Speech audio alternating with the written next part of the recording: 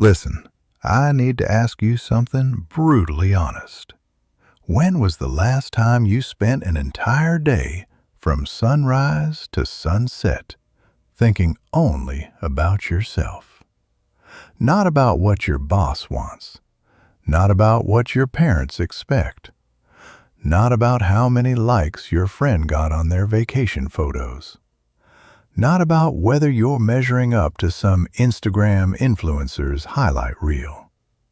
When was the last time you gave 24 full hours to the most important person in your life? And that person is you. If you can't answer that question immediately, if you're sitting there thinking, maybe last month? Or was it last year? Then I need you to hear this loud and clear. You're living an unconscious life. And here's the harsh truth. Most people spend their entire existence living for everyone else. They wake up, and what's the first thing they do? Before their feet even hit the floor, they're grabbing their phone, checking what's happening in the world. Who bought a new car? Who's on vacation in Bali? Who got promoted? Who's getting married? They spend their entire day reacting to other people's priorities. Their mood, their happiness, their entire emotional state is controlled by external forces. They go to bed thinking about the same things: what they heard that day, what mistakes they made, what drama happened at work, what someone said that hurt their feelings. But here's a secret that the most successful, most peaceful, and most powerful people in the world understand. There is only one person in this world you can truly control. Only one person you can genuinely improve. Only one person you can rebuild from scratch. And that person is you. Everything else? It's just noise. It's just distraction. It's just smoke and mirrors. This isn't just another self-help book. This is a blueprint, a complete system for channeling all of your mental energy, all of your power, into the one project that will change everything. Rebuilding yourself from the ground up. You're about to learn that focusing on yourself every single day isn't selfish. It's strategic. It's smart. It's the only way to create a life worth living. Rebuilding yourself isn't optional anymore. In today's world, it's survival. And the people who master this one skill, they live lives that everyone else only dreams about. By the time you finish this book, you'll have a complete system, a total game plan for making yourself your number one priority every single day.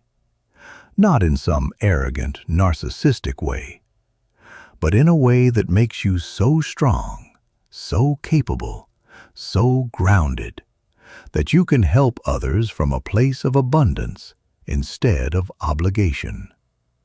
The question isn't whether you need to change. The question is, are you ready to stop making excuses and finally move forward? The scattering effect. Why your potential is leaking away. Right now, at this very moment, your mental power is scattered across 1,000 different directions. And this scattering is silently killing your potential. Every morning when you wake up, you immediately start fragmenting your focus. You check your phone, you scroll social media, you read the news, you respond to messages. Before you've even had breakfast, your mind has been hijacked by dozens of other people's agendas and opinions. This scattering is the number one reason most people never live the life they truly want. They spend so much time and energy on external noise that they have nothing left for internal growth. Think about it deeply. When you wake up and immediately check social media, you're sending a silent signal to your brain. Everyone else's life is more important than mine. When you spend your commute listening to news about problems you can't solve, you're filling your mind with negativity that serves no purpose. When you spend your lunch break scrolling through other people's photos, you're training your brain to compare instead of create. Research shows that the average person checks their phone 96 times per day. That means every 10 minutes they're interrupting whatever they're doing to pay attention to something external. But here's the kicker. That interruption doesn't just ruin that one moment. It destroys your entire mental state. Studies prove that once your attention is broken, it takes approximately 23 minutes to get back into deep focus. Now do the math. If you're disrupting yourself every 10 minutes, but it takes 23 minutes to regain focus, you're never actually focused. You're living in a constant state of mental fragmentation, and a fragmented mind can never build an extraordinary life. But the scattering isn't just about phones. It shows up in how you think about your problems. Instead of focusing on what you can control, your habits, your skills, your mindset, your daily decisions, you focus on what you can't control. You worry about the economy. You stress about what other people think of you. You replay old mistakes in your mind. You live in fear of tomorrow. You spend mental energy analyzing other people's behavior or replaying conversations in your head that will probably never happen. This external focus creates a vicious cycle. The more you focus outward, the less you develop inward. The less you develop inward, the more you depend on external things for happiness. And the more you depend on external things, the less control you have over your own life. Meanwhile, the people who produce extraordinary results, the people who achieve real success, live by a completely different principle. They guard their mental energy like their life depends on it, because it does. They understand that their attention is their most valuable treasure, and they refuse to waste it on anything that doesn't help them grow. These people don't check their phones first thing in the morning. They start their day with activities that build internal strength. Meditation, exercise, reading, planning, learning a new skill. They don't consume random content all day. They consciously decide what enters their mind. They only allow information that helps them reach their goals. They don't waste energy on things they can't control. Instead, they put 100% of their focus on what they can change: their thoughts, their habits, their skills, and their daily actions. This concentrated focus creates a compounding effect that most people never experience. The truth is, your life won't change until you take back control of your attention. As long as your focus is scattered, your results will be scattered. As long as your energy is divided, your progress will be divided. But the moment you channel all of your mental power into rebuilding yourself, everything changes. This doesn't mean cutting everyone out of your life or ignoring your responsibilities. It means understanding that your strongest version, your best version, will handle relationships, responsibilities, and challenges far better than your current scattered self. But you can't give what you don't have, and you can't build what you're not focused on. The scattering effect has convinced you that self-focus is selfish. But the truth is exactly the opposite. People with scattered focus become burdens to those around them. They constantly need validation, support, and direction from others because they never developed these qualities within themselves. But people who focus on rebuilding themselves become sources of strength for others. They are stable, confident, and purposeful because they invested time and energy developing these qualities internally. Starting today, starting right now, you need to recognize every moment your focus is scattering. Every time your attention drifts, your potential decreases. Every time you choose external distraction over internal growth, you're choosing momentary pleasure over permanent transformation. The people living extraordinary lives aren't smarter than you. They're not luckier than you. They're not more talented than you. They simply learned to channel all their energy into the one project that matters most, becoming the best version of themselves. And once you master this skill, everything else becomes easier. The Self-Focus Foundation, your new operating system. Let's destroy a lie you've been told your entire life, that focusing on yourself, thinking about yourself, or loving yourself is selfish. This is complete garbage. The truth is, self-improvement is the greatest act of service to the world. When you rebuild yourself, you're not just changing your life, you're bringing light into the life of everyone connected to you. But sadly, we've been programmed since childhood to believe that putting our needs first is wrong. It's arrogant. It's narcissistic.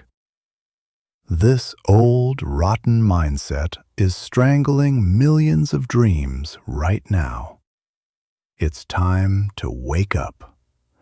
Time to understand that redirecting your energy and focus from external to internal isn't a sin. It's your biggest responsibility. Many people stay confused. They're scared of what others will think.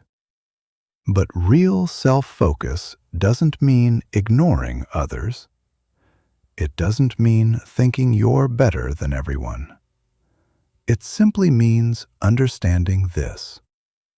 You can only give to this world what you already possess. You can't quench someone's thirst with an empty cup. If you're empty, weak, and miserable inside, you'll only give others your emptiness, weakness, and misery. But if you're full, strong, and happy inside, your very presence becomes a blessing to others. To understand this deeply, remember the oxygen mask rule on airplanes. When flight attendants give their safety demonstration, what do they say? If cabin pressure drops and oxygen masks deploy, put your mask on first before helping others, even your own children. Why? Are they teaching you to be selfish? No. They're teaching you to survive. Because if you pass out, you can't help anyone. You become a burden, not a helper. This exact same rule applies to your real life. If you're not mentally peaceful, if you're not emotionally strong, if you're not physically healthy, you won't be an asset to your family, friends, or company. You'll be a liability. Self-focus is a discipline. A. Practice. You deliberately and powerfully invest your energy into building your character, sharpening your skills, and making your mindset unbreakable. It's the journey of becoming someone who doesn't drain others' energy, but fills everyone with energy the moment they walk into a room. The people who do great things in this world know this secret. They never feel guilty about spending time on their growth. They know that if they sweat today and refine themselves, tomorrow they'll emerge as someone whose hand thousands of people can hold to move forward. A person who has learned to control their mind doesn't panic, even in the most difficult situations. They stand like a rock for their family.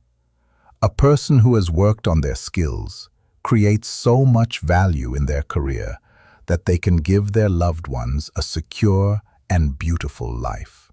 So working on yourself isn't selfishness, it's wisdom. Self-focus has another magic. It puts you back in the driver's seat of your life. As long as your focus stays external, you live like a victim. You think, why is everything happening to me? You become a slave to circumstances. But the moment you turn your focus inward, you become the master. You stop thinking about what the world is doing to you and start thinking about what you're making of yourself. Psychologists call this an internal locus of control. It means you believe your destiny is in your hands, not written in the stars. Research repeatedly proves that people who believe their decisions create their future are 1,000 times more successful and happy than those who leave everything to fate. This new self-focus foundation stands on 4 strong pillars. Pillar 1. 100% responsibility. Everything in your life today, good or bad, is because of you. This is a bitter truth, but it will set you free. When you take responsibility, you feel powerful. Pillar 2. Continuous improvement. Self-focused people don't chase perfection, they chase progress. They want to be better today than they were yesterday. Pillar 3. Authentic growth.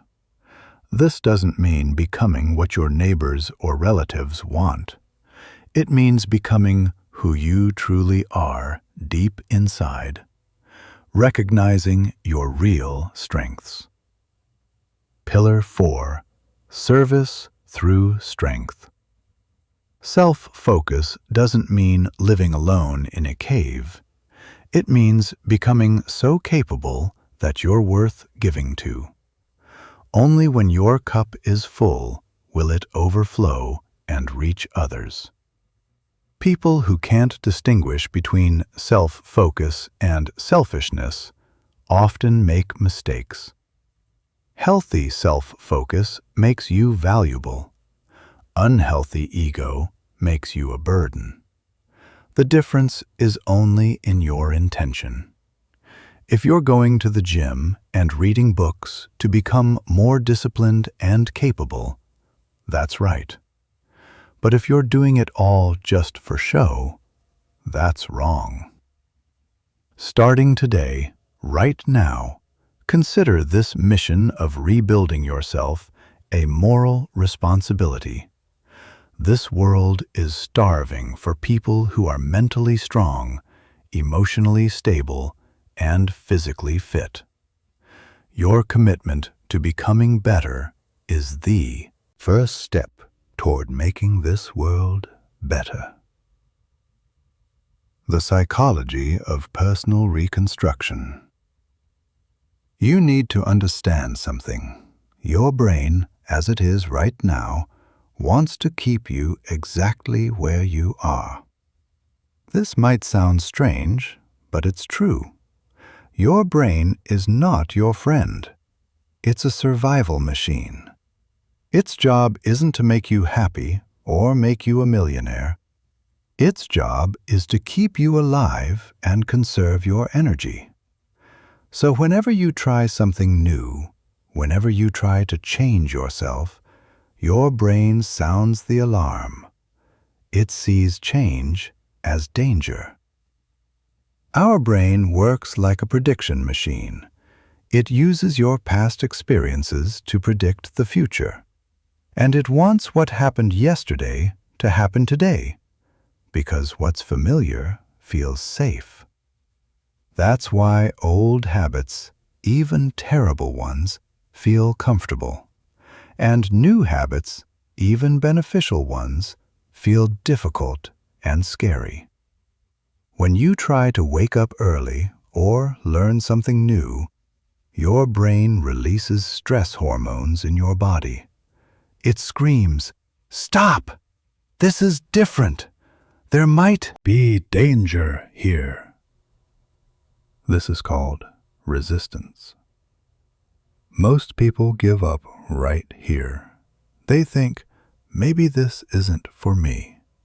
But what they don't understand is that this resistance is proof you're on the right path. It's proof your old software is updating. But here's the good news. You can hack this system. You can reprogram your brain. Science has given us a magical concept called neuroplasticity. It means your brain isn't made of stone. It's made of clay. It can be reshaped at any age. You can change your brain's wiring. It's exactly like creating a new path through a forest. The first time you walk through the bushes, it's difficult. But if you walk the same path repeatedly, a trail forms, then a road. Similarly, when you repeatedly think a new thought or take a new action, new neural pathways form in your brain. To do this, you need to understand certain principles that will accelerate this transformation. Principle 1. Repetition with intention. Just mindlessly repeating won't work. You need to repeat the new habit with full awareness and consciousness. Every time you pick up a book instead of scrolling social media, you're not just reading. You're breaking old circuits in your brain and connecting new ones. You're telling your brain who's boss now. Principle 2. Emotional connection. Your brain holds on to memories and habits that have strong emotions attached to them.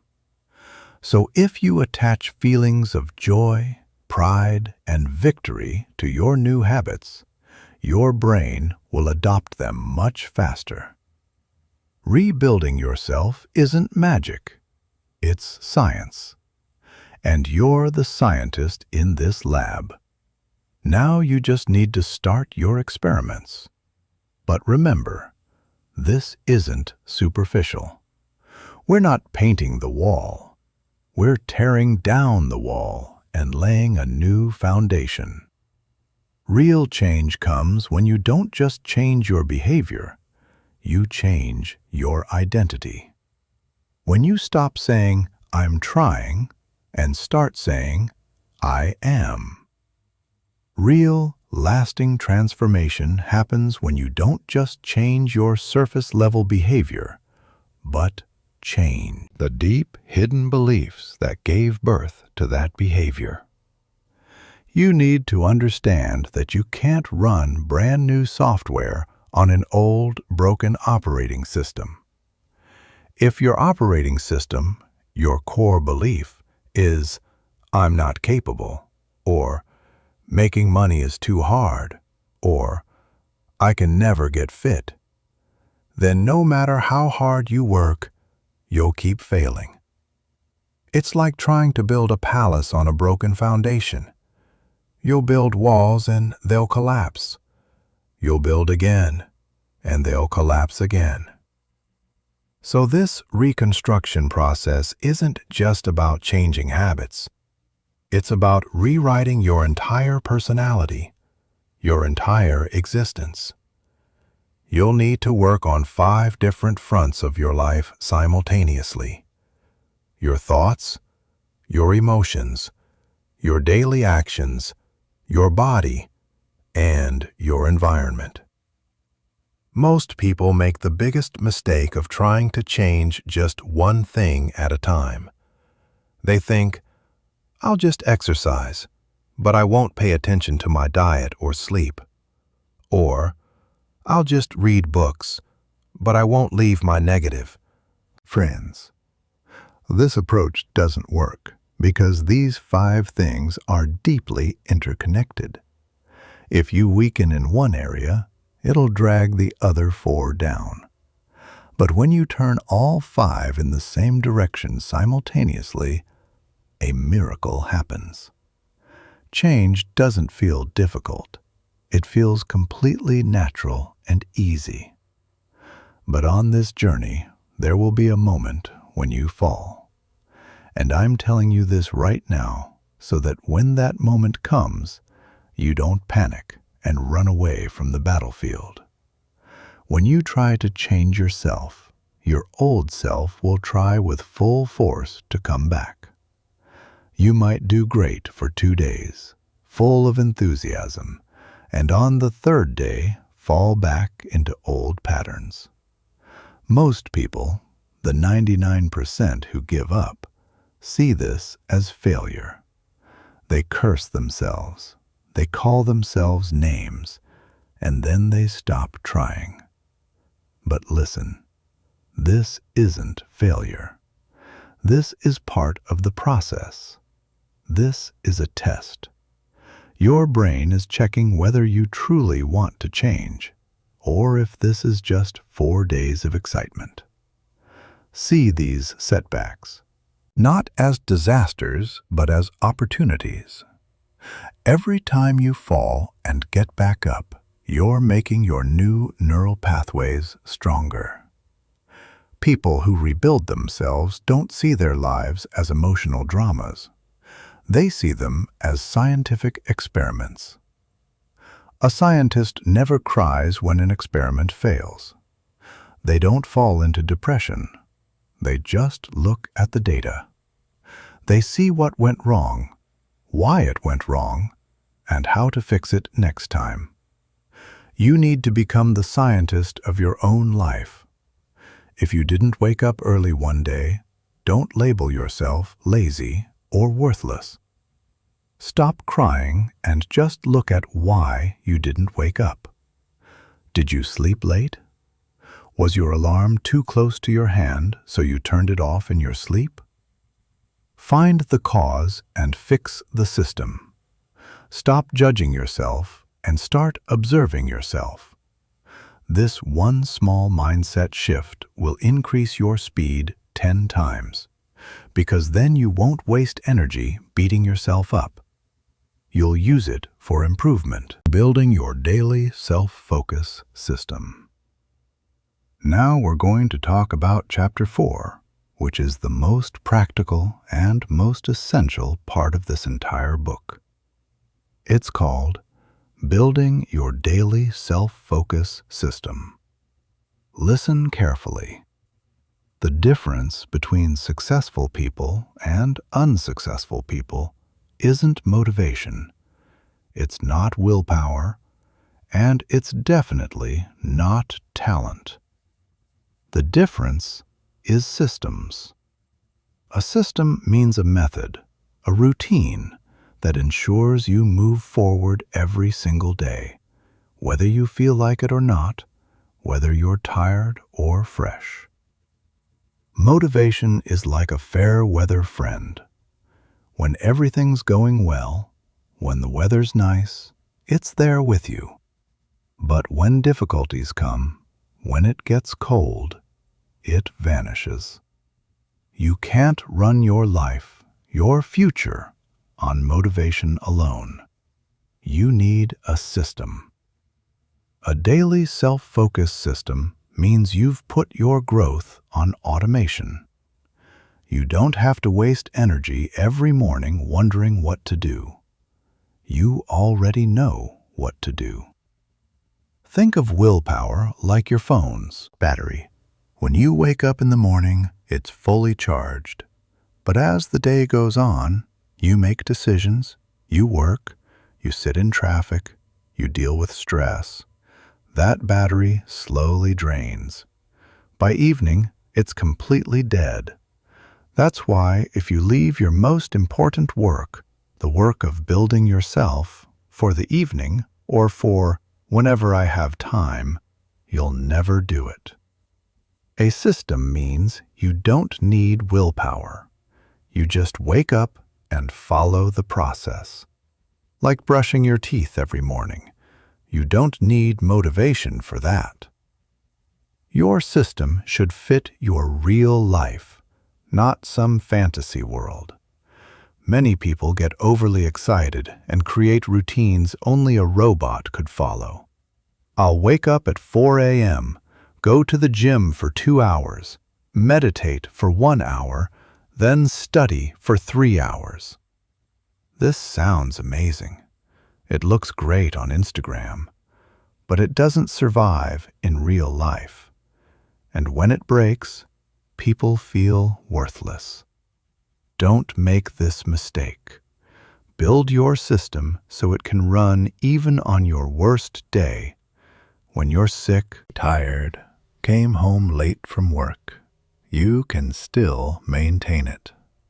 We call this the minimum effective dose. What's the minimum amount needed to keep your car running? Maybe a 30-minute meditation is tough, but 10 minutes is doable. Going to the gym for an hour might not be possible, but sweating at home for 15 minutes is. The goal isn't to show the world how hard you're working. The goal is to build a consistency that never breaks. Remember, consistent small effort is far more powerful than sporadic, intense effort.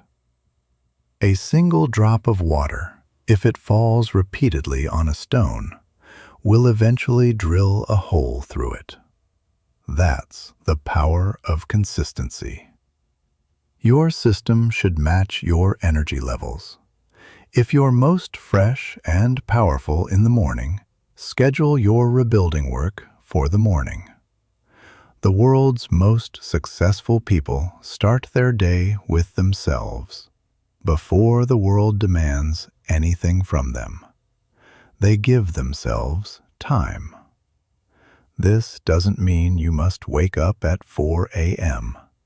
It means before you listen to the world's voice. Before checking emails, you listen to your inner voice. Don't rush implementing this system. If you try to change your entire life in one day, you'll fail. Train your brain gradually. Add one new habit at a time. Follow it for 2 weeks until it becomes as natural as breathing. Then add the next habit. This isn't a race, it's a marathon. You need to become a long-distance horse. You also need flexibility in your system. Life happens. Obstacles will come. Sometimes you'll travel. Sometimes there's a wedding at home. Sometimes you'll get sick. For such days, you should have a backup plan, a smaller routine that ensures your chain doesn't break. Like, if I can't go to the gym, I'll do 50 push-ups in my room, but I won't stay at 0. Tracking yourself is crucial. What can't be measured can't be improved. But don't make it an obsession. Just keep enough data to know whether you're moving forward or backward. Every week, every month, have a meeting with yourself. Look in the mirror and ask yourself, what's working and what's not? Do I need to change anything in my routine? Rebuilding yourself is a dynamic process. As you change, your needs will change, and your system should change too. Environmental design, engineering your success. One huge factor that can make or break your system is your environment. This is called environmental design. Set up your surroundings so that good habits become easy and bad habits become hard. If you want to exercise in the morning, lay out your workout clothes the night before so you don't have to think when you wake up. If you want to read, keep a book next to your pillow, not inside a closet. If you want to use your phone less, keep it out of reach. Remove obstacles from your path. Following your system should be easier than breaking it. And most importantly, your system shouldn't be driven by external rewards.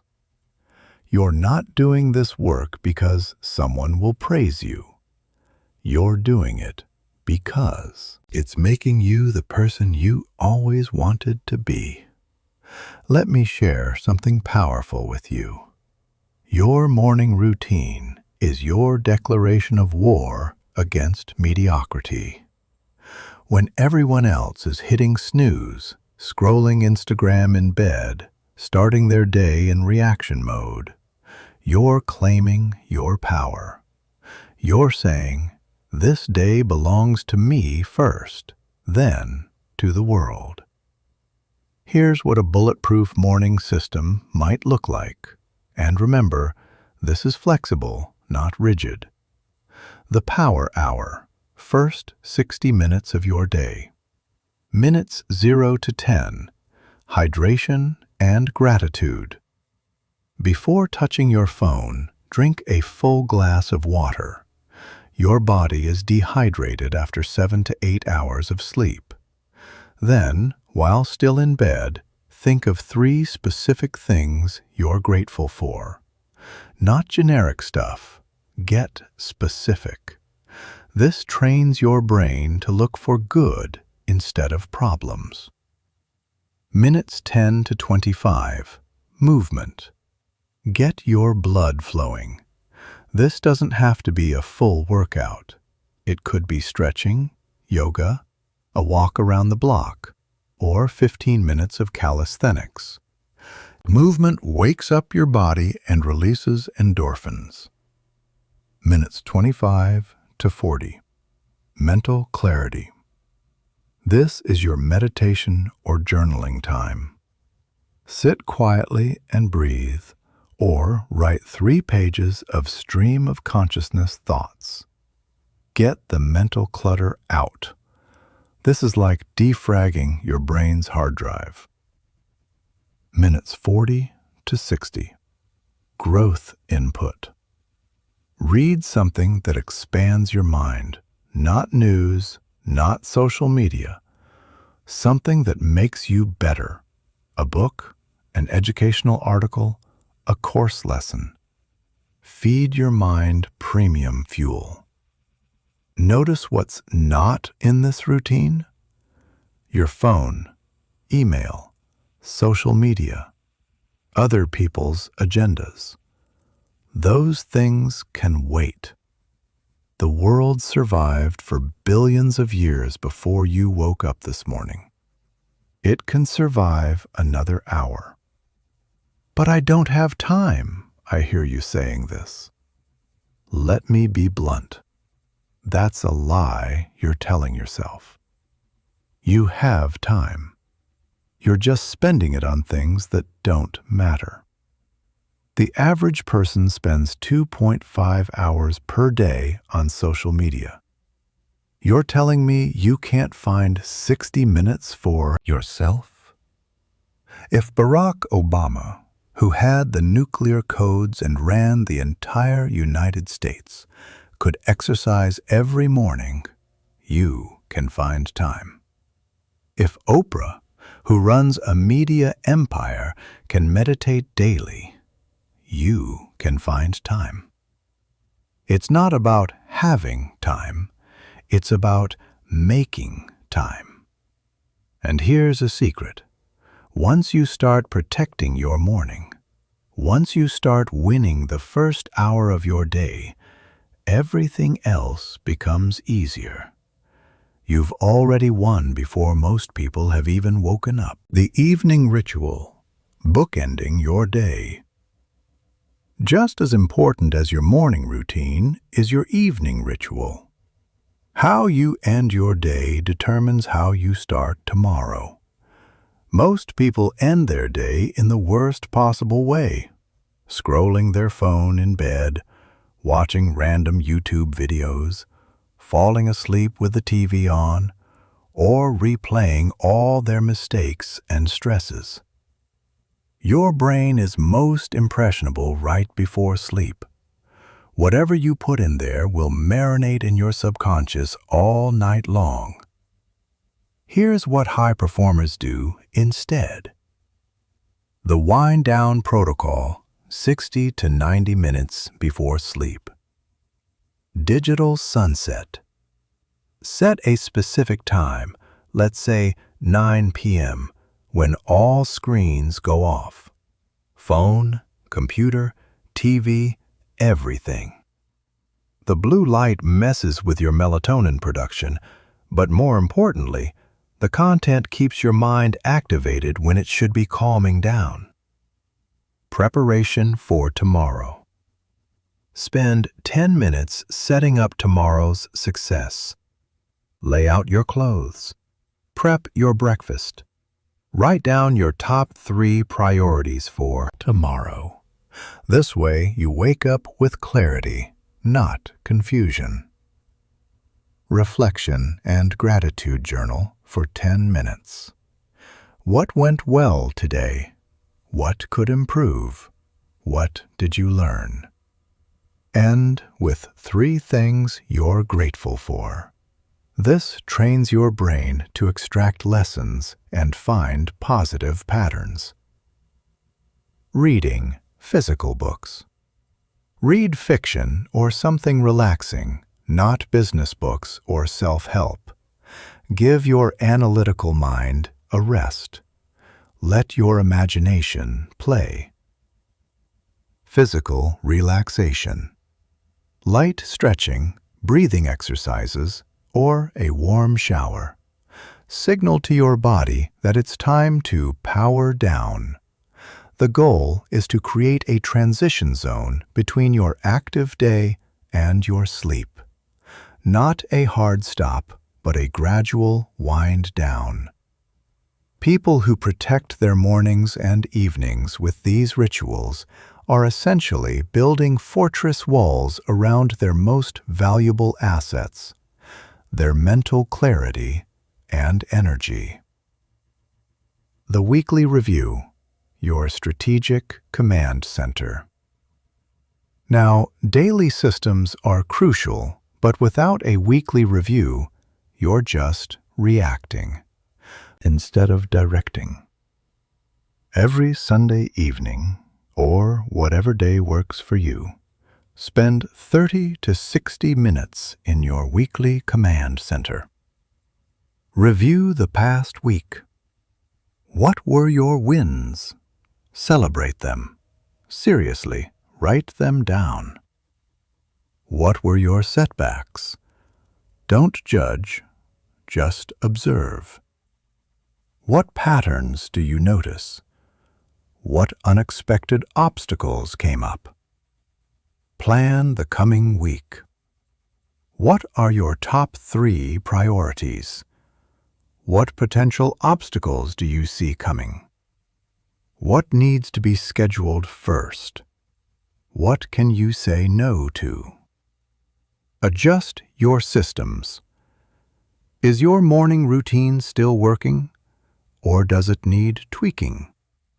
Are you tracking the right metrics? What one thing could you add/remove to make progress easier? This weekly review is like being the CEO of your life incorporated. You're not just working in the business, you're working on the business. Most people never do this. They just react, react, react. They're always surprised by the same problems, caught off guard by predictable obstacles, wondering why they're not making any progress. You can't manage what you don't measure, and you can't improve what you don't review. Think of yourself as a pilot. Pilots don't just get in the plane and hope for the best. They check instruments constantly. They make micro adjustments. They have checklists. You need to become the pilot of your own life, constantly checking your instruments, making adjustments, following your pre-flight checklist. The accountability architecture. Here's something most self-help books won't tell you. Willpower and motivation are not enough. You need external structures that make it harder to fail than to succeed. This is called accountability architecture. Level 1. Public commitment. Tell specific people about your goals. Not everyone, just 2 to 3 people who will actually check in on you. Research shows that when you tell someone your goal, you're 65% more likely to achieve it. When you have specific check-ins scheduled, that jumps to 95%. Level 2. Financial stakes. Put money on the line. Use apps like Stick or make a bet with a friend. If you don't hit your target, you lose money. Nothing motivates like the pain of loss. Level 3. Social accountability. Join or create a small group of people working on similar goals. Meet weekly, in person or virtually. Share progress, share struggles. The group becomes both your support system and your mirror. Level 4. Identity-based accountability. This is the most powerful level. You don't just do the thing, you become the person who does the thing. You don't try to exercise, you're a person who exercises. You don't try to read, you're a reader. This identity shift makes accountability internal, not external. James, a marketing executive from Boston, used to struggle with consistency. He'd start strong, then fade. Then he implemented these levels. He told his wife and best friend about his goal to wake up at 5:30 a.m. daily, level 1.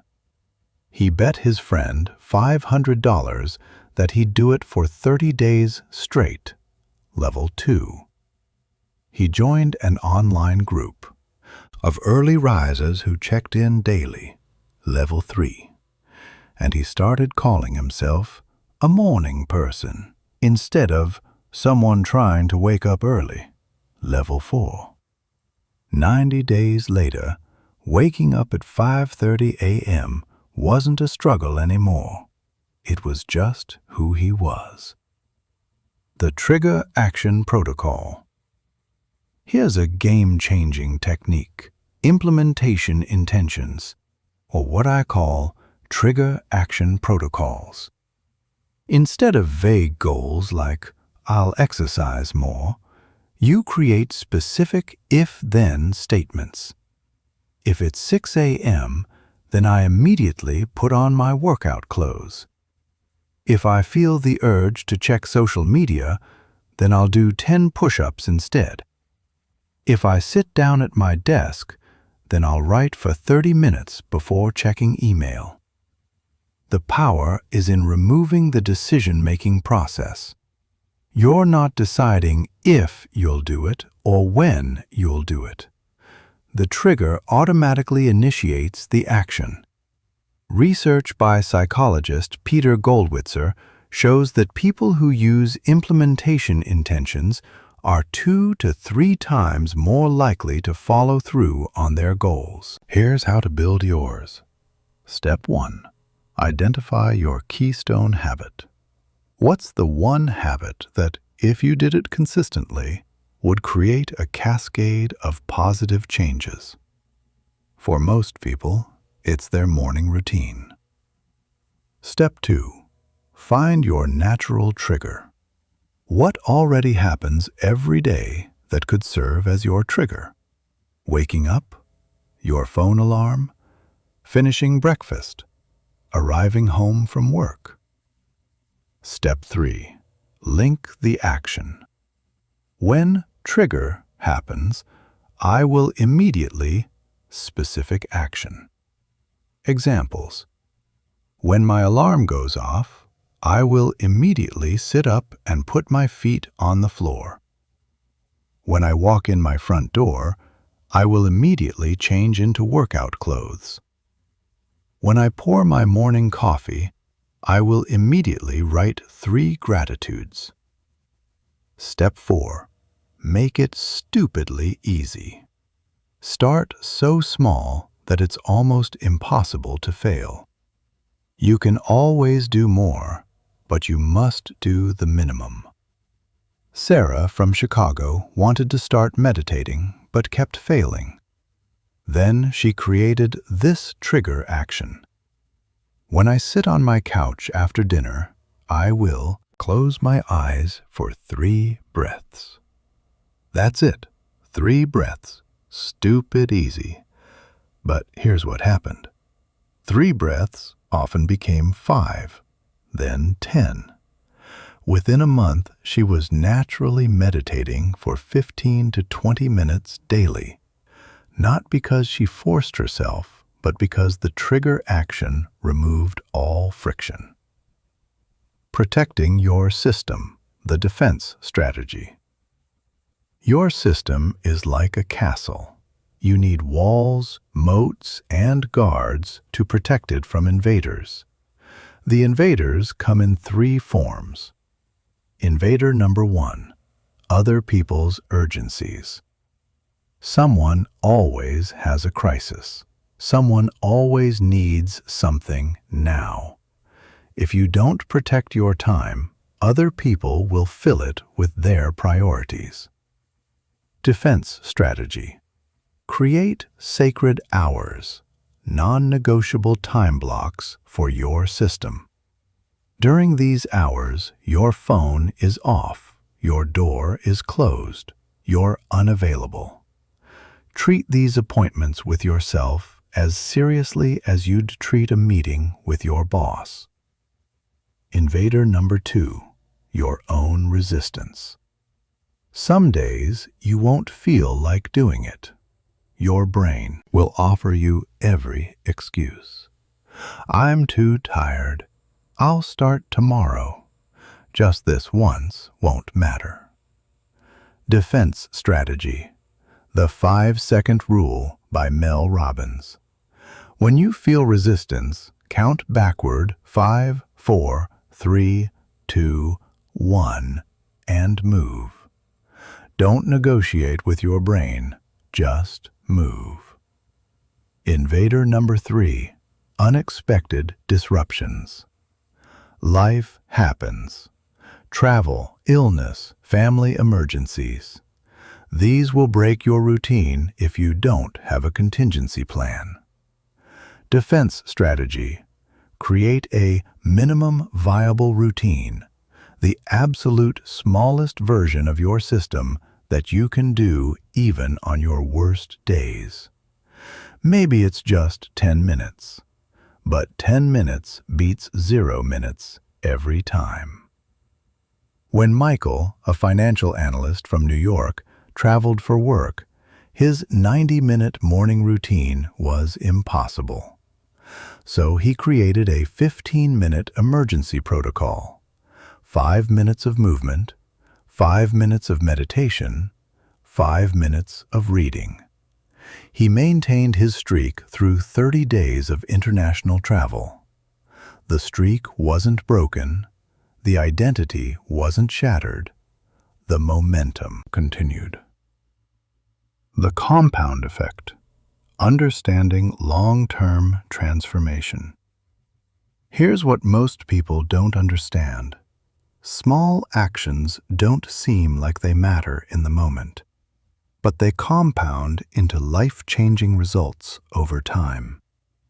If you improve by just 1% every day for a year, you'll be 37 times better by the end.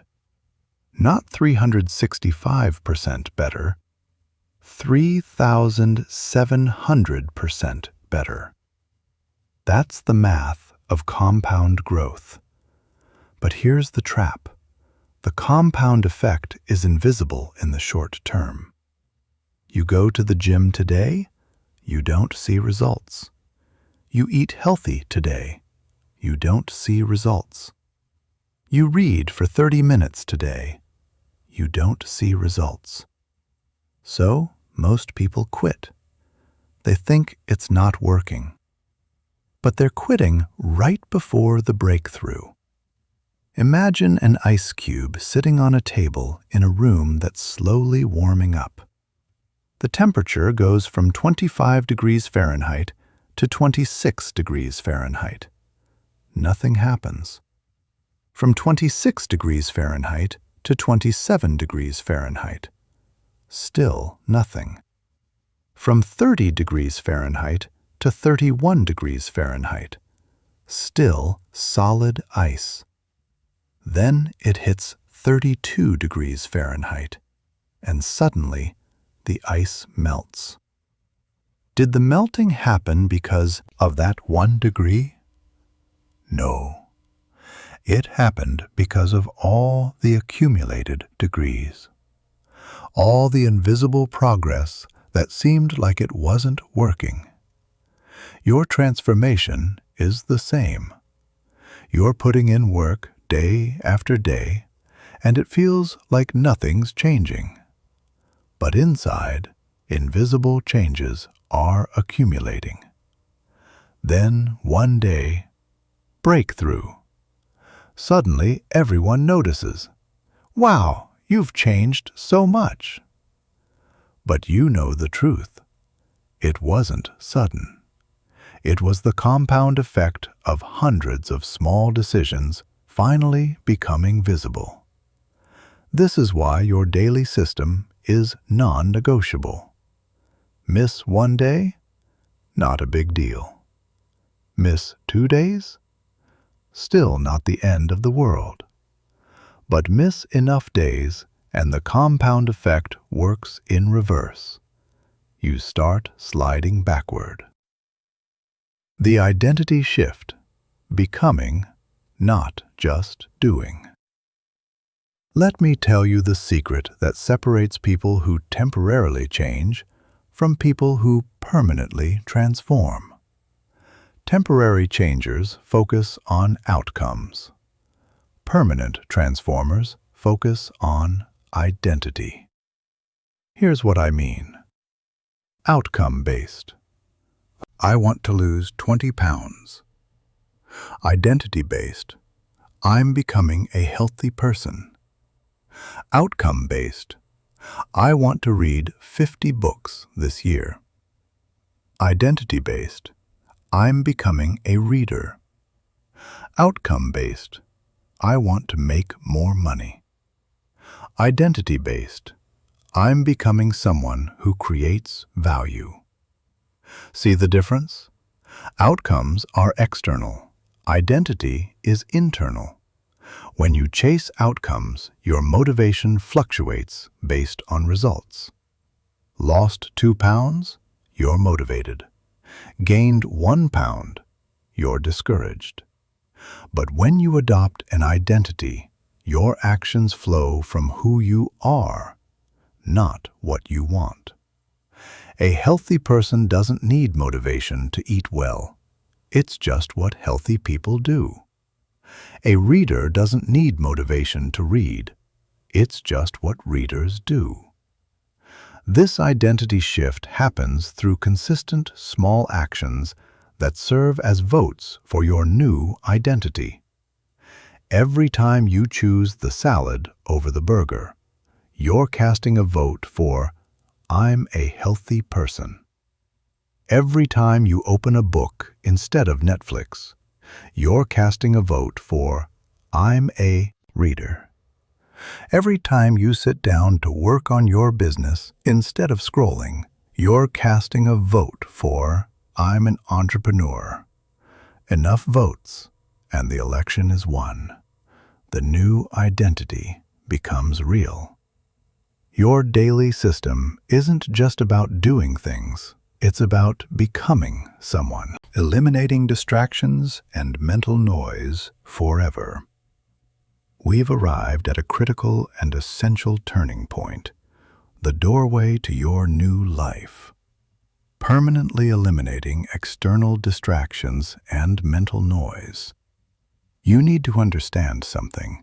In today's world, your mind isn't an open vault. It's a battlefield. From every direction, people, corporations, and the apps on your phone are fighting for your attention. Every notification, every breaking news alert, every advertisement has been designed by the world's most cunning psychologists and neuroscientists. Their sole mission? To hijack your brain. If you truly want to rebuild yourself, you must first take back control of your mental environment. Research shows that today, the average person processes as much information in one day as someone 30 years ago processed in an entire month. You're consuming the equivalent of hundreds of newspapers every day through social media alone. But here's the truth. Your brain wasn't built to handle this flood of information. The result? A mind that's always exhausted, always confused, and never able to focus deeply on anything. You're physically sitting in one place, but your mind isn't there. The problem isn't just that distractions are abundant. The real problem is they're deliberately designed to be addictive. Social media platforms use the same psychology found in casino slot machines. It's called a variable reward system. You never know what you'll get when you swipe your screen next. Maybe good news, maybe a funny video, maybe some likes. This uncertainty releases dopamine in your brain, the same chemical released when people use drugs. Your brain becomes hungry for that quick hit, that 2-second pleasure. It doesn't want the deep, real happiness that comes from hard work. It just wants immediate gratification. The result? You live in a state of mental restlessness. You can't sit quietly for 5 minutes without your phone. If you're waiting for an elevator or stuck in traffic, your hand automatically goes to your pocket and pulls out your phone. This isn't your fault. It's programming. But breaking free from this trap is your responsibility. The attention economy. You are the product. Let me reveal something that might shock you. You're not the customer of social media. You're the product. Facebook, Instagram, TikTok, Twitter, they're not selling you a service. They're selling you to advertisers. Your attention, your data, your behavior patterns, that's what they're selling. And they've hired armies of behavioral psychologists, UX designers, and AI engineers to make their platforms as addictive as humanly possible. Every feature is optimized to keep you scrolling. The infinite scroll, the autoplay, the notifications, the red badges, the stories that disappear, the algorithm that learns exactly what makes you tick. Sean Parker, the founding president of Facebook, admitted publicly, "We knew we were exploiting a vulnerability in human psychology." The thought process was, how do we consume as much of your time and conscious attention as possible? Think about that. These platforms were deliberately designed to addict you. And here's the cruel irony. While you're mindlessly scrolling, someone else, your competitor, your peer, someone with the same 24 hours you have, is building skills, creating value, and moving ahead. The cost of distraction isn't just wasted time, it's lost potential. Every hour you spend in the attention trap is an hour you're not spending. Building your skills, growing your business, deepening your relationships, improving your health, creating your future. You can't get those hours back, ever. The 3 layers of distraction. To eliminate distractions permanently, you need to understand they operate on 3 layers. Layer 1. Environmental distractions. These are external: your phone, notifications, other people, noise, clutter. These are the easiest to fix, but require discipline. Layer 2. Mental distractions. These are internal: worry, anxiety, random thoughts, daydreaming, replaying conversations. These are harder to fix and require practice. Layer 3. Identity distractions. These are the deepest: who you believe you are versus who you're becoming. These are the hardest to fix but create permanent change. Most people only address Layer 1.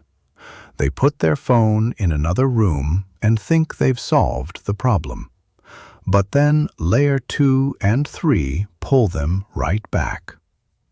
We're going to systematically destroy all 3 layers. Layer 1. Environmental warfare. Let's start with the physical world around you. Your environment is either supporting your focus or destroying it. There's no middle ground. Strategy 1. The phone detox protocol. Here's your harsh truth. Your smartphone is the single biggest threat to your potential. I know that sounds extreme, but consider this. The average person touches their phone 2,617 times per day. That's not a typo.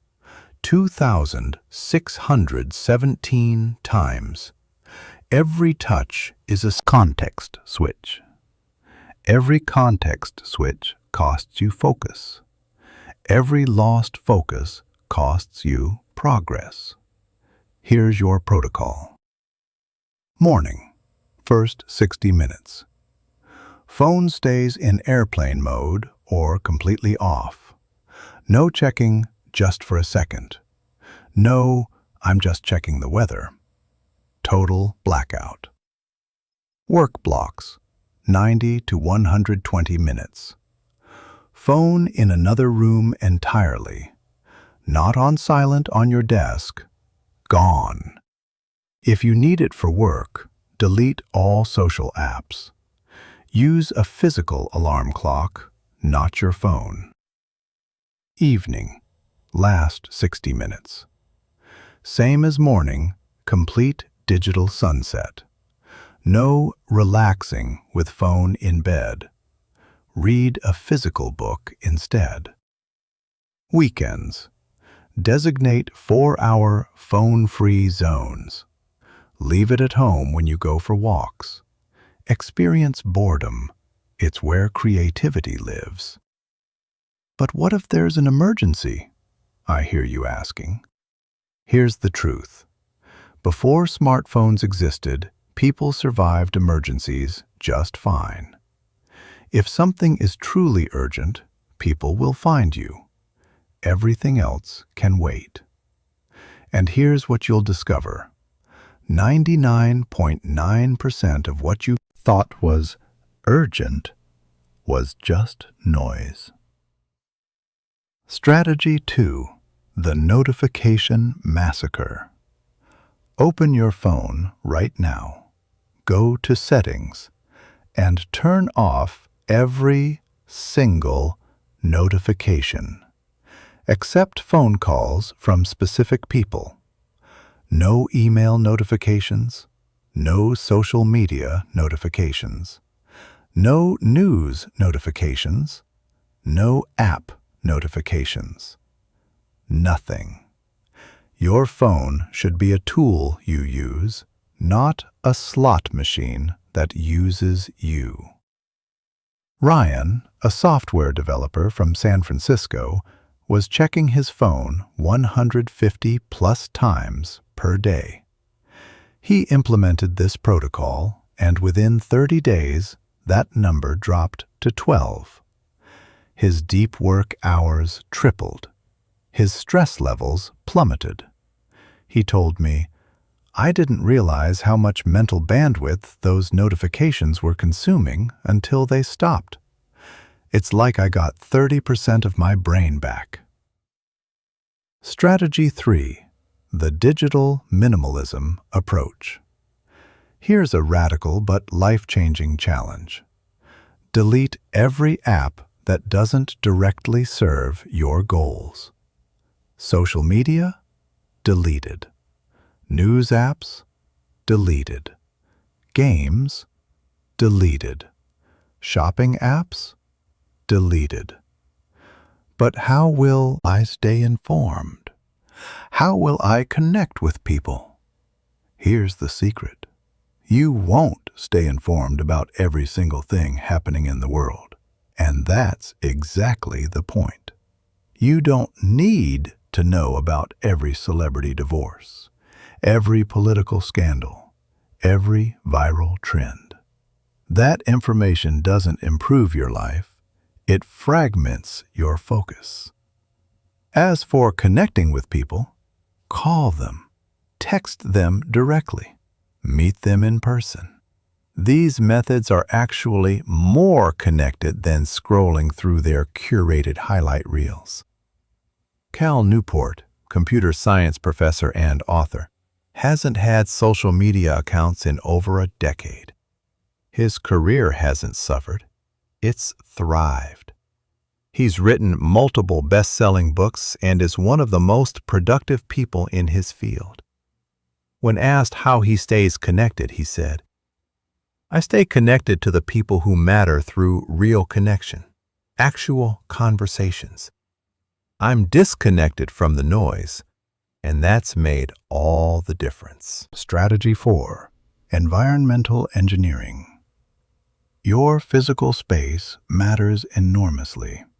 Here's how to engineer it for focus. Your workspace. Clear desk policy. Only what you need for the current task. No phone visible. Even face down creates mental pull. Noise-canceling headphones or white noise. Natural light if possible. Plants. Research shows they increase focus by 15%. A closed door or do not disturb sign.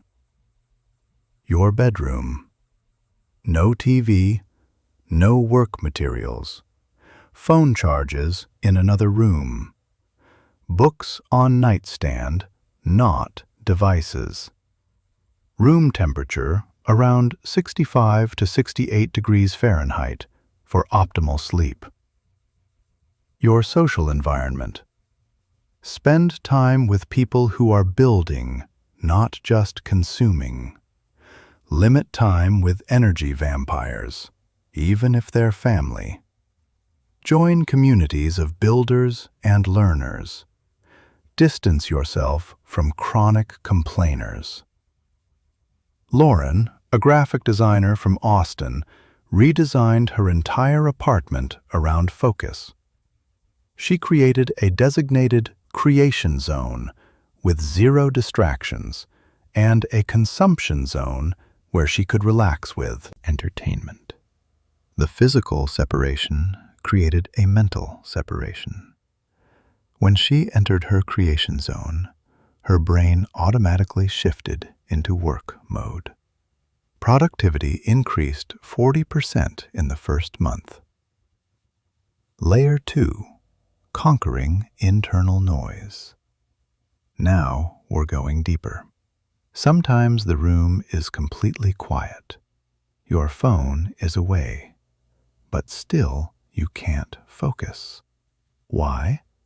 Because the noise is inside your head.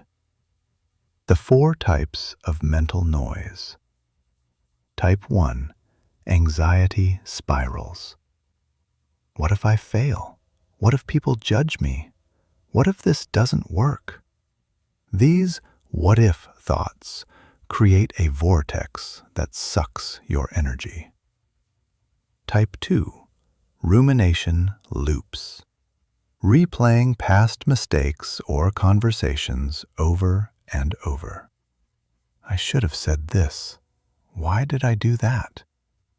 You can't change the past, but your brain keeps trying. Type 3. Future catastrophizing. Imagining worst-case scenarios that will probably never happen. Your brain is trying to protect you, but ends up paralyzing you. Type 4. Open loops. Unfinished tasks, broken promises, pending decisions. Each one runs in the background of your mind like open browser tabs, consuming mental RAM. Here's how to eliminate each type. Technique 1. The brain dump protocol. When mental noise gets loud, don't fight it, extract it. Take a piece of paper, not a device. Something about handwriting is therapeutic. Set a timer for 10 minutes. Write everything that's bothering you, every worry, every task, every thought. Don't organize it, don't filter it. Just dump it all out. What happens is magical. Your brain realizes this information is now captured somewhere safe. It stops holding on to it so tightly. The mental RAM gets cleared. David Allen, productivity expert and author of Getting Things Done, says, "Your mind is for having ideas, not holding them. Once it's on paper, you can deal with it systematically instead of letting it swirl chaotically in your head." Technique 2. The worry window. Here's a counterintuitive strategy. Schedule time to worry. Set aside 15 minutes each day, let's say 6 p.m. That's your worry window. During that time, you're allowed to worry about anything and everything. But here's the rule. Outside that window, whenever a worry pops up, you tell yourself, "Not now. I'll think about this during my worry window." What happens? Your brain learns that worries will be addressed, just not right now. It stops interrupting you constantly. Dr. Tom Borkovec at Penn State University studied this technique and found it reduced anxiety symptoms by 35% in just 2 weeks.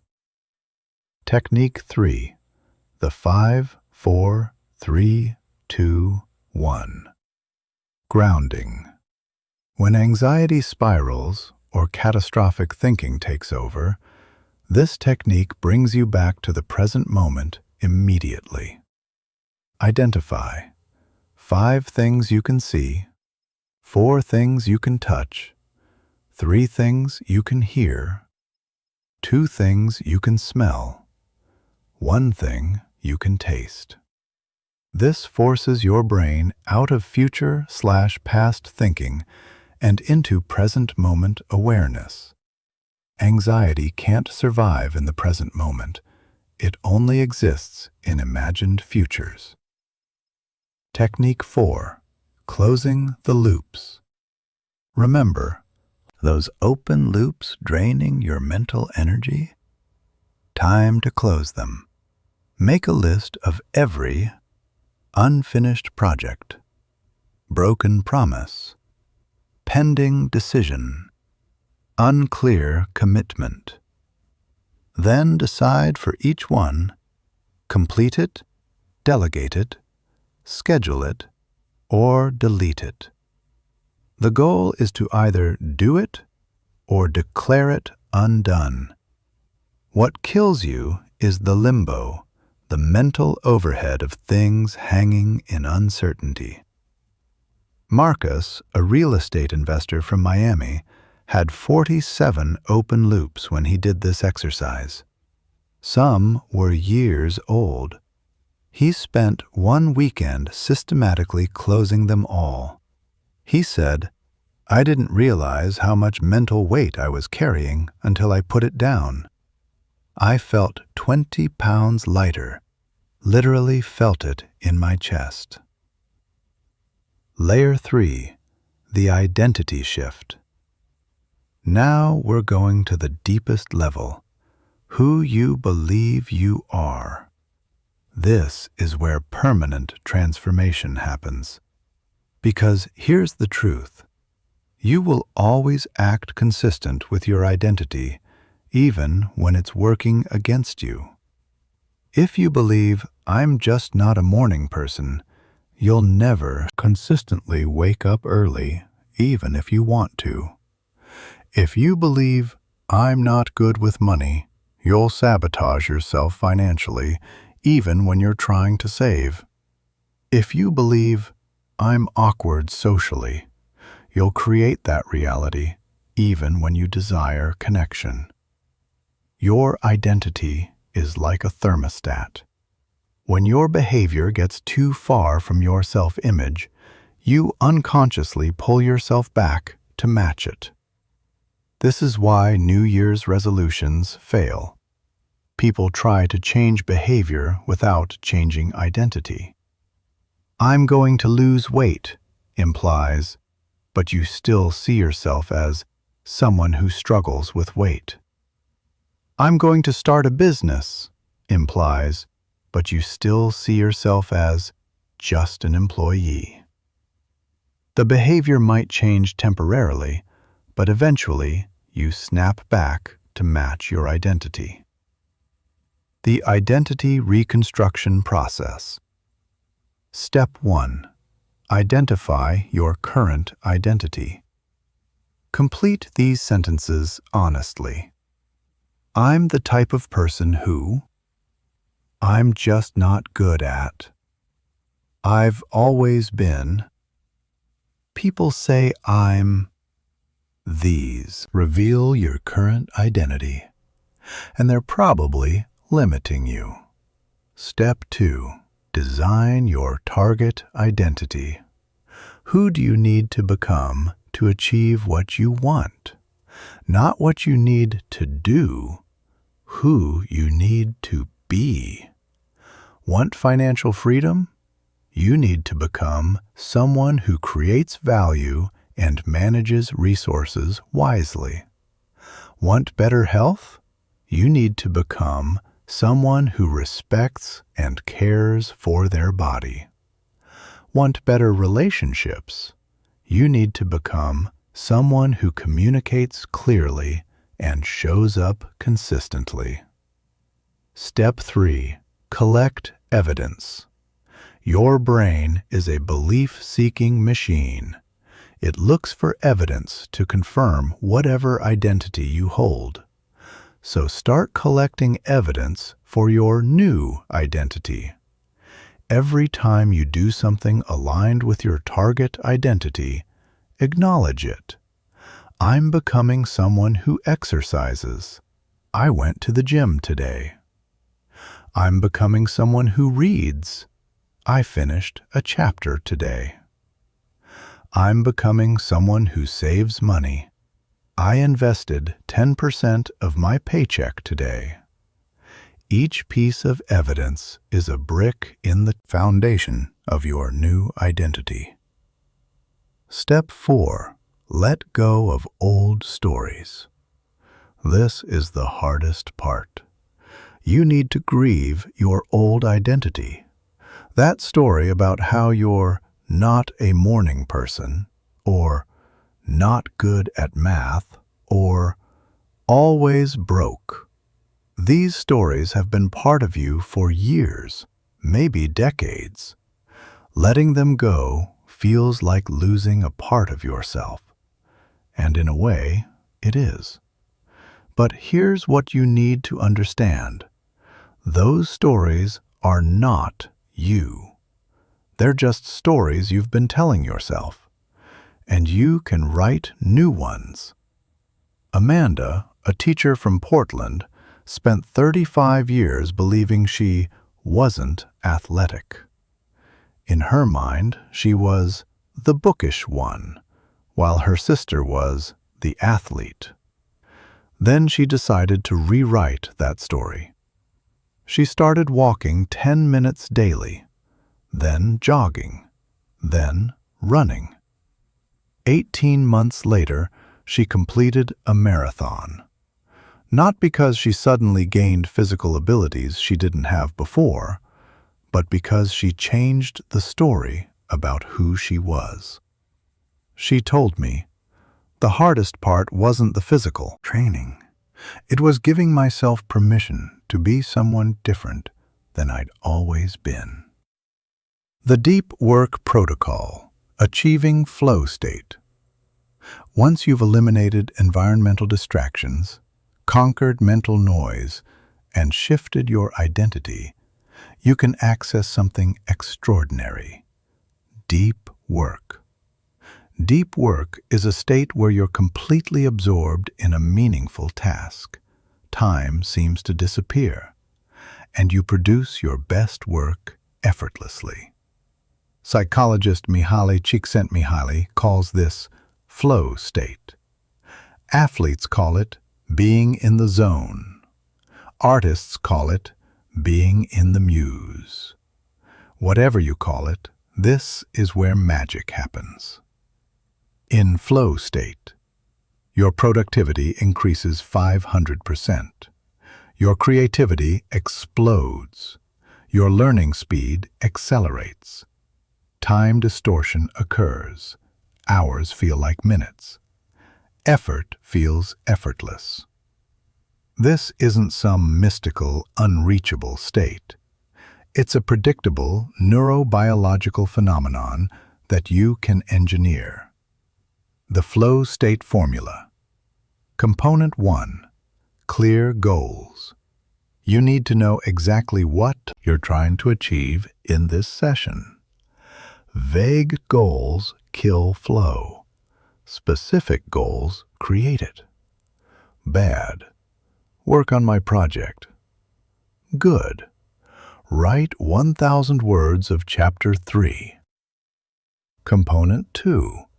Immediate feedback. You need to know if you're making progress. This is why video games are so engaging. Constant feedback loops. Create your own feedback. Check off items. Watch word counts increase. See code compile. Observe metrics improve. Component 3. Challenge skill balance. The task needs to be challenging enough to demand your full attention, but not so hard that it creates anxiety. Too easy equals boredom. Too hard equals anxiety. Just right equals flow. Component 4. Zero distractions.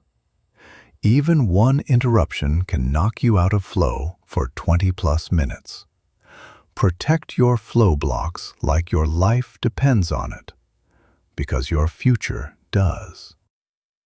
Component 5. Time block, 90 to 120 minutes. Flow typically takes 10 to 15 minutes to activate. Then you can sustain it for 90 to 120 minutes before mental fatigue sets in. Plan your day around 2 to 3 flow blocks, not 8 hours of work. The Flow Trigger Ritual. Create a consistent ritual that signals to your brain it's time for deep work now. This could be making a specific type of tea, putting on specific music or silence, lighting a candle, doing 10 deep breaths, reading a specific quote. The content doesn't matter, the consistency does. Your brain will learn to associate this ritual with deep focus. Kevin, a software engineer from Seattle, struggled with focus until he created his flow ritual. He'd make green tea, put on lo-fi hip-hop, do 5 minutes of stretching, then open his code editor. Within 3 weeks, the ritual alone would shift his brain into focus mode before he even started working. The ritual became a mental switch. The attention diet. What you consume shapes you. Just as you are what you eat physically, you are what you consume mentally. If you consume gossip, drama, outrage, and negativity all day, that's who you become. If you consume wisdom, knowledge, inspiration, and depth, that's who you become. Most people have a stricter diet for their body than their mind. They carefully count calories, but mindlessly consume mental junk food all day. The attention diet rules. Rule 1. Input equals output. Your thoughts and ideas are just recombinations of inputs you've consumed. Better inputs equals better outputs. Rule 2. Protect the first hour. What you consume in your first waking hour sets your mental state for the day. Don't poison it with news and social media. Rule 3. Curate aggressively. Be ruthless about what you allow into your attention. Unfollow anyone who doesn't inspire or educate you. Unsubscribe from everything that's just entertainment. Rule 4. Consume actively, not passively. Reading with a pen in hand. Listening to podcasts at 1.5 times speed while taking notes. Watching educational content with intention, not just to kill time. Rule 5. Create more than you consume. Aim for at least 2 hours of creation for every 1 hour of consumption. The real growth happens when you're creating, not consuming. Tim Ferriss, entrepreneur and author, follows a strict, low-information diet. He doesn't watch TV news. He doesn't read newspapers. He doesn't follow current events closely. When people ask, "How do you stay informed?" he responds, "About what?" Most news is just entertainment disguised as information. If something is truly important, I'll hear about it from actual humans in my life. He's built multiple successful businesses, written best-selling books, and hosts one of the world's top podcasts, all while being disconnected from the 24/7 news cycle. Coincidence? I don't think so. The boredom practice, embracing emptiness. Here's something that will sound crazy in our hyper-connected world. You need to practice being bored. Boredom has become extinct. The moment we feel even a hint of it, we reach for our phones. Standing in line? Phone. Waiting for coffee? Phone. Commercial break? Phone. Even sitting on the toilet? Phone. But here's what neuroscience has discovered. Boredom is where creativity, insight, and problem-solving happen.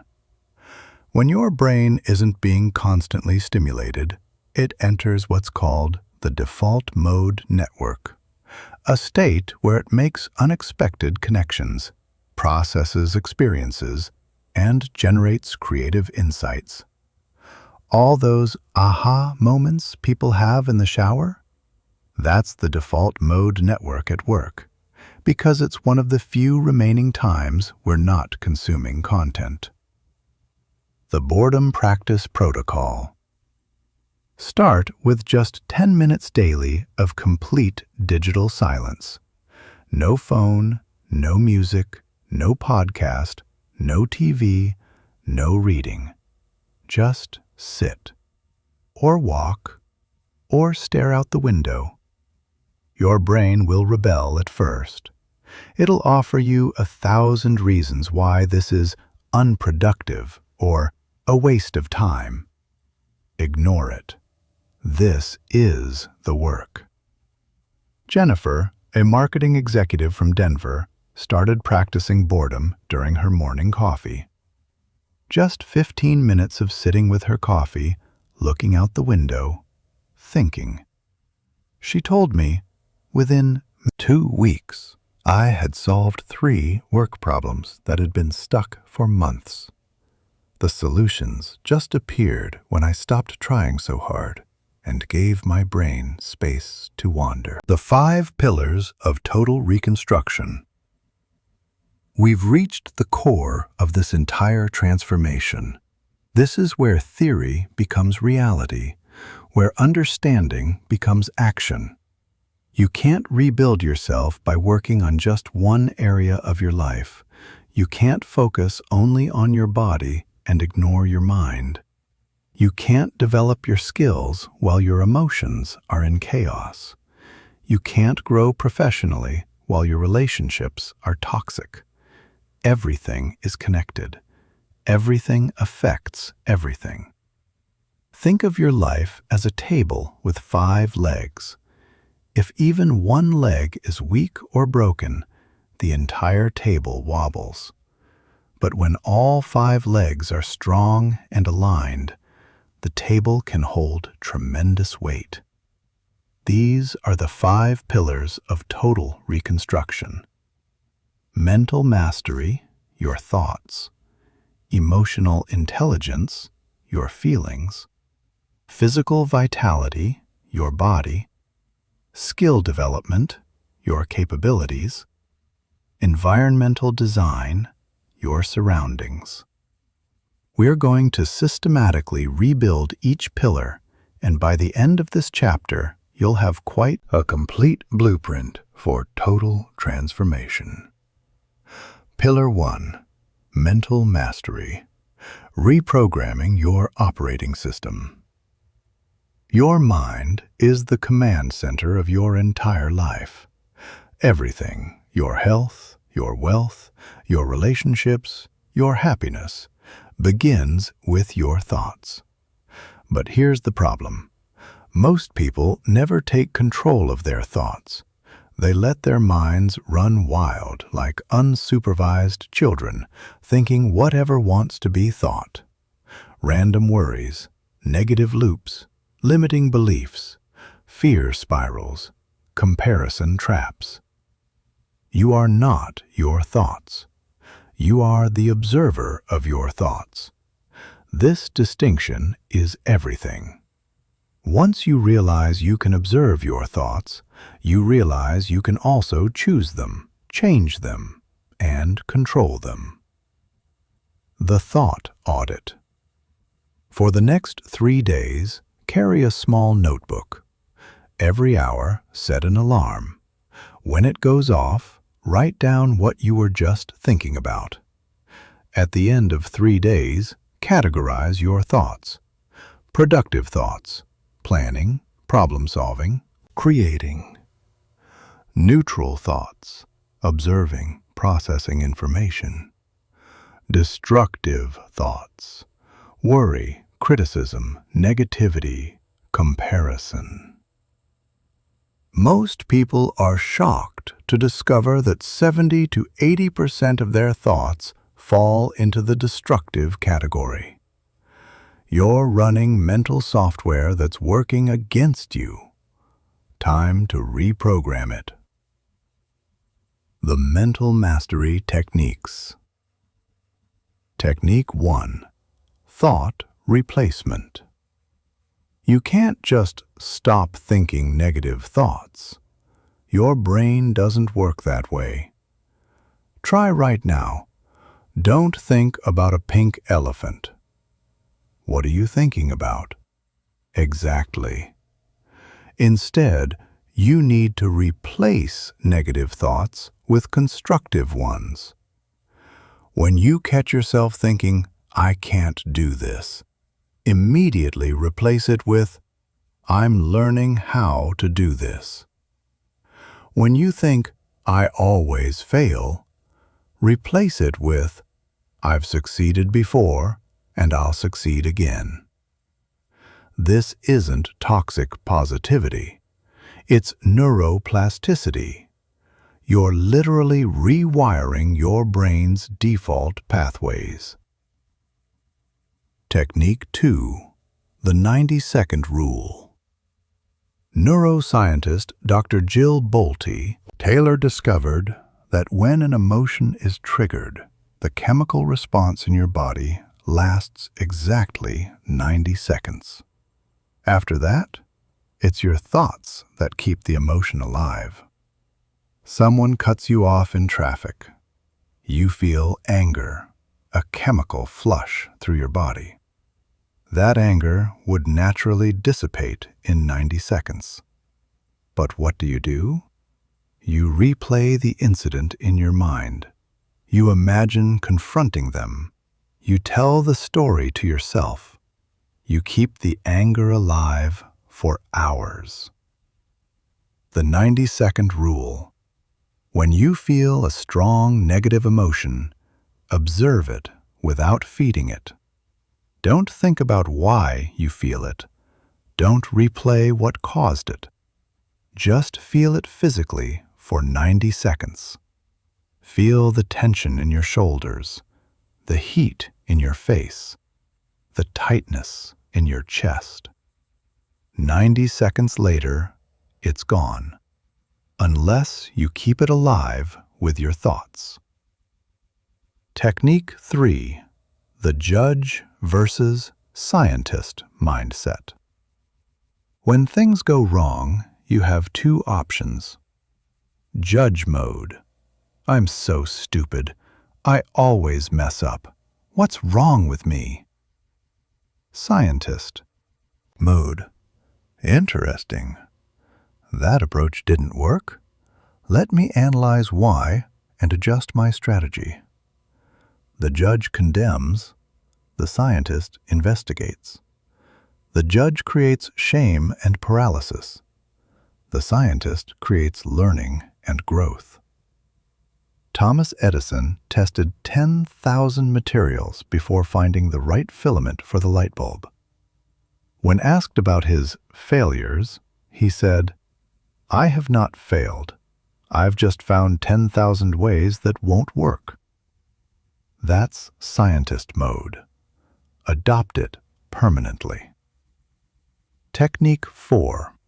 The reframe protocol. Every situation has multiple interpretations. You get to choose which one you adopt. Situation. you get rejected for a job. Frame 1, victim. I'm not good enough. I'll never succeed. The world is against me. Frame 2, victor. That wasn't the right fit. I'm one step closer to finding where I belong. This freed me up for something better.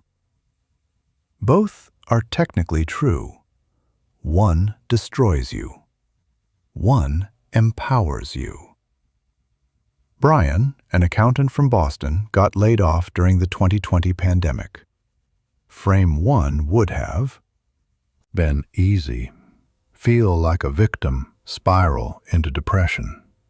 Instead, he chose frame 2. I've been wanting to start my own practice for years, but was too comfortable to risk it. This forced my hand. Thank you, universe. Within 18 months, his solo practice was making 3 times his previous salary. Same event, different frame, completely different outcome. Pillar 2, emotional intelligence, mastering the inner weather. Your emotions are like the weather inside you, sometimes sunny, sometimes stormy. But unlike actual weather, you can learn to influence your internal climate. Most people are emotionally illiterate. They can't even name what they're feeling beyond good or bad. This emotional vagueness creates psychological chaos. Emotional granularity is the ability to identify and label your emotions with precision. Not just, I feel bad, but I feel disappointed with an undercurrent of embarrassment and a touch of resentment. The more precisely you can label your emotions, the more control you have over them. The Emotion Wheel Exercise. Look up the Emotion Wheel created by psychologist Robert Plutchik. It shows dozens of emotions organized by intensity and category. Start using it daily. Instead of, I'm stressed, identify, I'm feeling overwhelmed by too many commitments, anxious about meeting deadlines, and frustrated by lack of control. This precision gives you power. You can't solve stress, it's too vague. But you can address too many commitments, delegate or eliminate, deadline anxiety, better planning, and lack of control, identifying what you can control. The 4 emotional skills. Skill 1, recognition. What am I feeling right now exactly? Skill 2, understanding. Why am I feeling this? What triggered it? What need isn't being met? Skill 3, expression. How can I communicate this feeling clearly and appropriately? Skill 4, regulation. How can I shift this feeling if it's not serving me? Most people never get past recognition. They get stuck in their emotions, drowning in them, controlled by them. Emotionally intelligent people master all 4 skills. They feel their emotions fully, but don't become their emotions. The Emotional Regulation Toolkit. Tool 1. The RAIN Method. Tara Brach. When difficult emotions arise, recognize, I'm feeling anger. Allow. Don't resist it. Let it be there. Investigate. Where do I feel this in my body? What triggered it? Nurture. Offer yourself compassion like you would a friend. This process takes 5 to 10 minutes and transforms emotional overwhelm into emotional intelligence. Tool 2. Physiological reset. Your mind and body are connected through the vagus nerve. You can't always control your thoughts, but you can control your physiology, which then affects your thoughts. When anxiety spikes, cold water on your face triggers the dive reflex, calms nervous system. Box breathing. 4 counts in, 4 hold, 4 out, 4 hold. Progressive muscle relaxation. Tense and release each muscle group. Vigorous exercise burns off stress hormones. These aren't just coping mechanisms, they're biological interventions that change your neurochemistry. Tool 3. The gratitude intervention. Neuroscience shows you cannot feel gratitude and anxiety simultaneously. They use opposing neural pathways. When you're spiraling, force yourself to list 10 specific things you're grateful for. Not generic stuff. Get detailed. I'm grateful for the warm coffee in my hand right now. I'm grateful my car started this morning. I'm grateful I can afford to eat today. It sounds simple, almost stupid, but it works because it's neurologically impossible to maintain both states. Dr. Robert Emmons at UC Davis found that people who practiced daily gratitude had 25% higher happiness levels and 40% better sleep quality. Tool 4. Emotional preemption.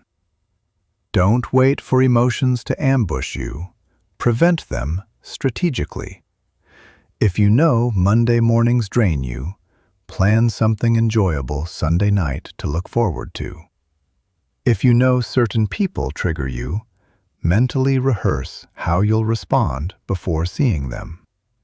If you know sugar crashes make you irritable, regulate your blood sugar instead of managing irritability. Prevention is easier than cure. Pillar 3. Physical vitality. Your body is your foundation. Here's a truth that will offend some people. You cannot optimize your life while neglecting your body. Your body is the vehicle carrying your brain. If the vehicle is broken, rusty, and running on fumes, your brain, no matter how brilliant, cannot perform. Mental clarity, emotional stability, productivity, creativity, discipline. All of these are directly connected to your physical state. You're not a brain piloting a meat suit. You're an integrated system. Everything affects everything. The 3 non-negotiables. Non-negotiable 1. Sleep. Sleep is not optional. It's not something you catch up on later. It's the foundation of everything. When you sleep, your brain clears out metabolic waste, literally cleans itself. Memories consolidate and learning solidifies. Hormones rebalance. Tissues repair. Immune system strengthens.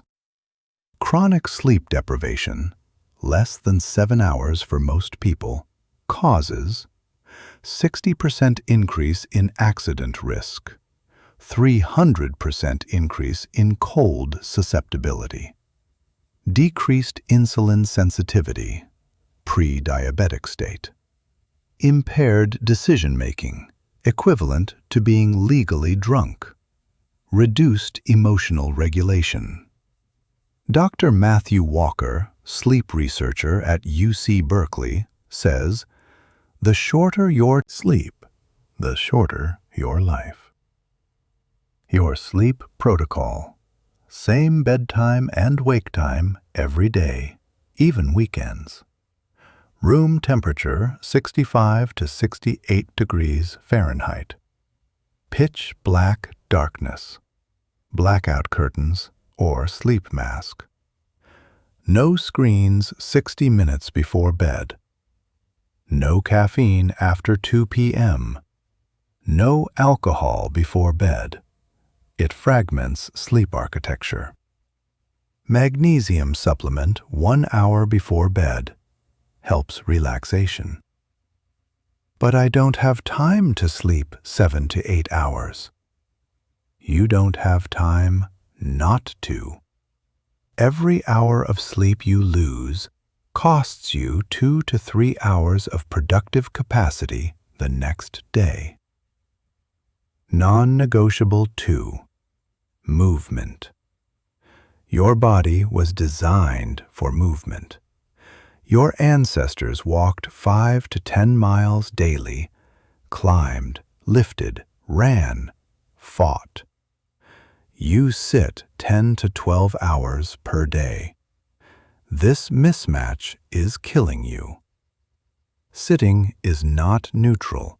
It's actively harmful. Studies show prolonged sitting increases risk of heart disease, 147%. Diabetes, 112%. Cancer, 90%. Premature death, 49%. But I don't have time to exercise. You don't need hours. You need consistency. The minimum viable fitness. Daily, non-negotiable. 30 minutes of walking, split into 3 10-minute walks if needed.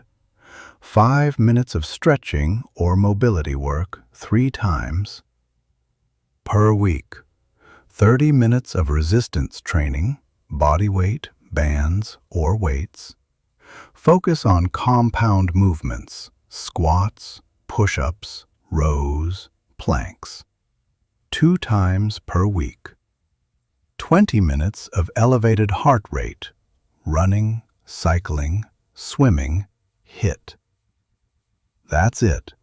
No gym membership required, no complicated program, just consistent movement that keeps your vehicle running. Marcus, a 42-year-old software engineer from Austin, hadn't exercised in 15 years. He started with just 10 minutes of walking after lunch. 2 years later, he's completed 3 half marathons, lost 45 pounds, and, most importantly, his mental health transformed. He told me, "I didn't realize how much my body was affecting my mind until I fixed it." Non-negotiable 3. Nutrition. You are literally made of what you eat. Every cell in your body is built from the nutrients you consume. Garbage in equals garbage out. It's that simple. But nutrition doesn't have to be complicated. Forget fad diets. Follow these principles. The 80-20 nutrition rule. 80% of the time, eat mostly plants, vegetables, fruits, quality proteins, fish, poultry, eggs, legumes, healthy fats, olive oil, avocados, nuts, seeds, whole grains in moderation, lots of water, half your body weight in ounces daily. Avoid/minimize processed foods with ingredients you can't pronounce, added sugars, hidden everywhere, read labels. Excessive alcohol, it's literally poison. Industrial seed oils, canola, soybean, corn. 20% of the time, eat whatever you want. Pizza, ice cream, burgers. Enjoy life. This isn't about perfection, it's about consistency. The energy optimization strategy. Your energy levels throughout the day are determined largely by your food choices. High-energy foods, complex carbs, sweet potatoes, oats, quinoa, lean proteins, chicken, fish, tofu, healthy fats, avocado, nuts, olive oil, fiber-rich vegetables. Energy crashing. Foods, simple sugars, candy, soda, pastries, refined carbs, white bread, pasta, heavy, greasy foods, large portion sizes. Sarah, a teacher from Chicago, used to crash every afternoon at 2 p.m. She'd relied on coffee and sugar to push through. When she switched to a protein-rich lunch with vegetables and eliminated her afternoon candy habit, her energy stabilized. No more crashes, no more brain fog. She said, "I didn't know it was possible to feel this clear-headed. I thought afternoon fatigue was just normal." Pillar 4. Skill development. Building your value stack. Your earning potential, your career options, your ability to create value in the world, all determined by your skills. Skills are the ultimate form of security. Jobs disappear, companies fail, industries transform. But skills? Skills travel with you forever. The most successful people aren't necessarily the most talented. They're the most skilled, and skills can be learned. The Skill Acquisition Framework. Step 1. Identify your value stack. You don't need to be the best in the world at one thing. You need to be top 25% in 2 to 3 complementary skills. Scott Adams, creator of Dilbert, says, "I'm not the best artist. I'm not the best writer. I'm not the best comedian. But I'm in the top 25% of all 3, and that combination is extremely rare." That's a value stack. Example stacks. Writing plus marketing plus psychology equals content strategist. Coding plus design plus business equals product founder. Sales plus data analysis plus communication equals business development expert. What skills, when combined, make you uniquely valuable? Step 2. The deliberate practice protocol. Most people don't actually practice, they just repeat. There's a huge difference. Repetition, doing something over and over the same way. Deliberate practice, systematically working on your weaknesses with immediate feedback. The 4 components of deliberate practice. Specific goal, not get better at writing, but write compelling hooks. Focused attention, 60 to 90 minutes of intense, distraction-free work. Immediate feedback, compare to experts, get critiques, measure results. Discomfort, if it feels easy, you're not in the growth zone. Anders Ericsson, the psychologist who studied expert performance, found that elite performers don't practice more hours, they practice more deliberately. A mediocre guitar player might strum for 3 hours and make little progress. An expert practices the same difficult passage for 30 minutes until it's perfect. Quality over quantity, always. Step 3. The 20-hour rule. Josh Kaufman, author of The First 20 Hours, discovered that you can go from knowing nothing to being reasonably competent in any skill in just 20 hours of focused practice. Not expert, not world-class, but competent enough to be functional. 20 hours equals 40 minutes per day for 30 days. Think about that. In 1 month, you could add a new skill to your stack. In 1 year, you could add 12 new skills. Most people never start because they think it takes 10,000 hours to learn anything. That's a myth. 10,000 hours is to become world-class. But you don't need to be world-class. You need to be competent. Step 4. The learning pyramid. Different learning methods have different retention rates. Lecture, 5% retention. Reading, 10% retention. Audiovisual, 20% retention. Demonstration, 30% retention. Discussion, 50% retention. Practice, 75% retention. Teaching others, 90% retention. The fastest way to learn something? Teach it. When you know you'll have to explain something to someone else, your brain engages differently. You organize information better. You identify gaps in your understanding. You remember longer. Daniel, a marketing analyst from New York, wanted to learn data analysis. Instead of just taking courses, he started a blog teaching what he was learning. Within 6 months, his teacher blog became his portfolio. Companies started reaching out. He landed a senior analyst role, making 40% more than his previous job. He didn't become an expert.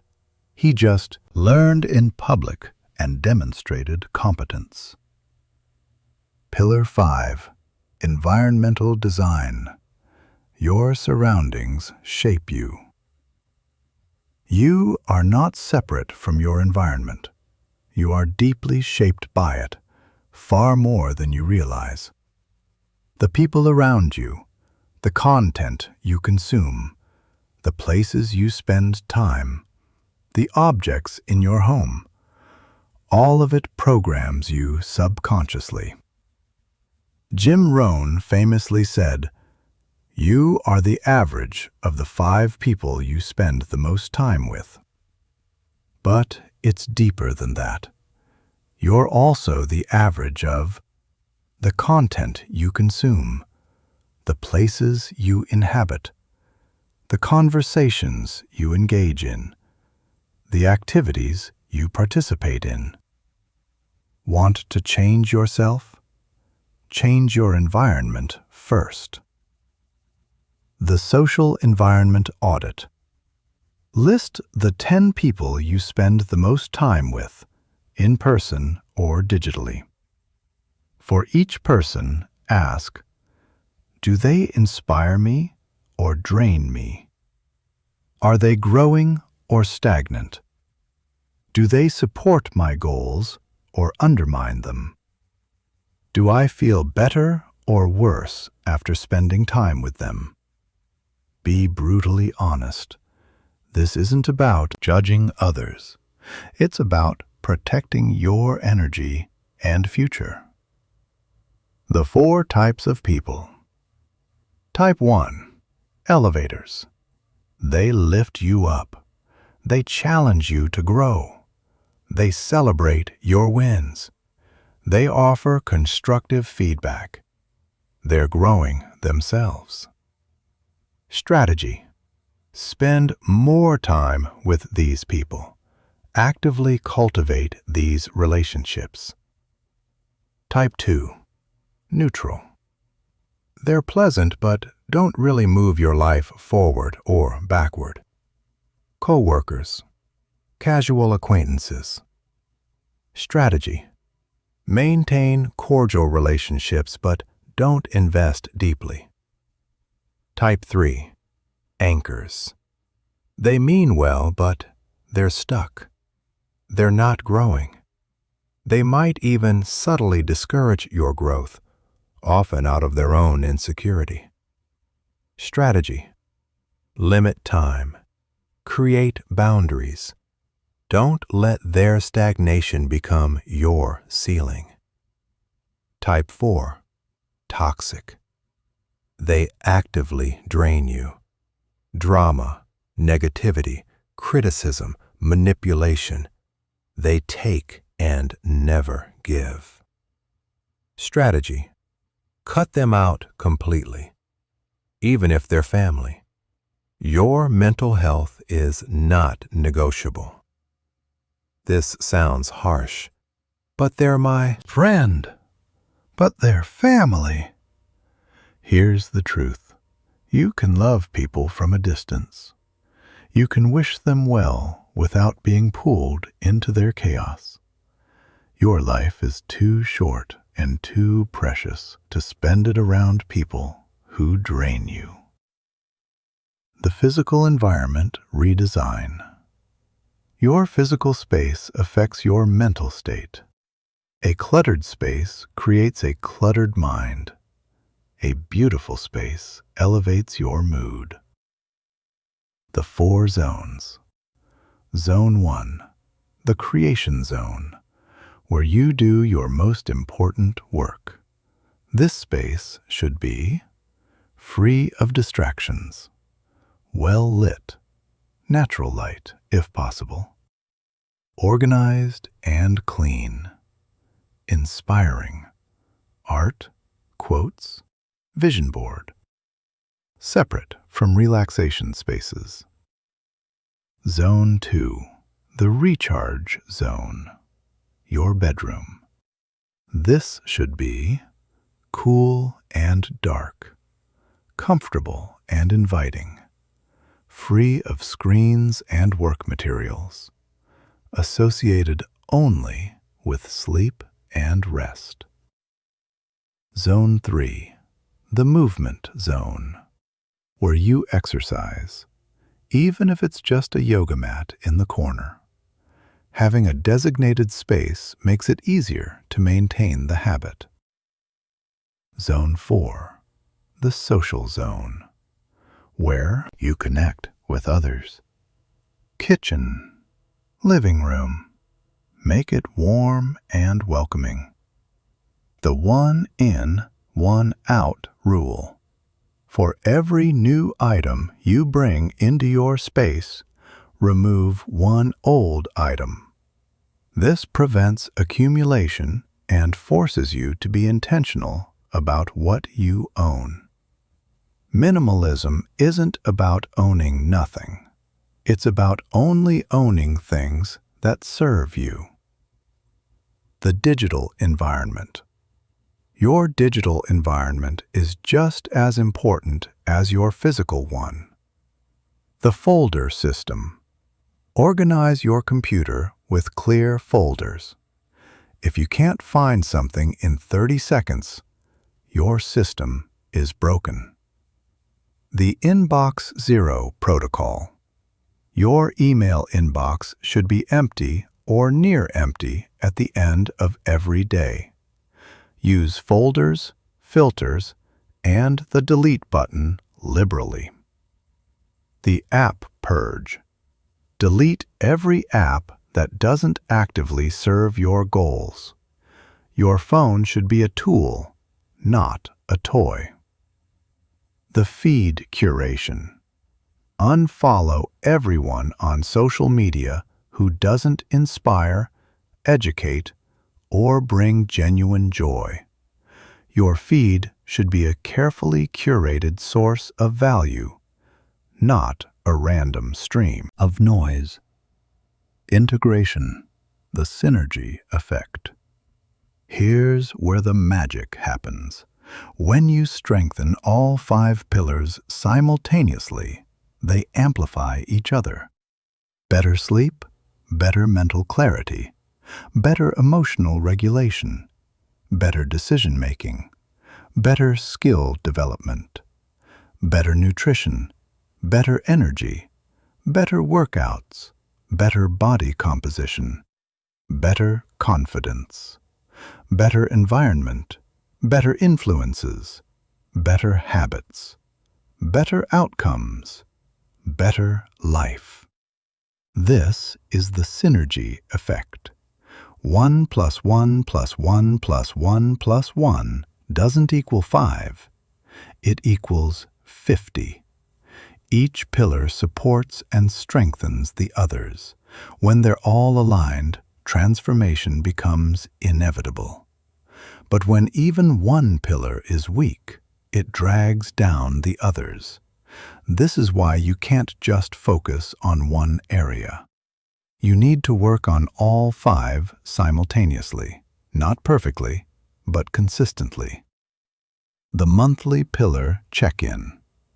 At the end of each month, rate each pillar on a scale of 1 to 10. Mental mastery.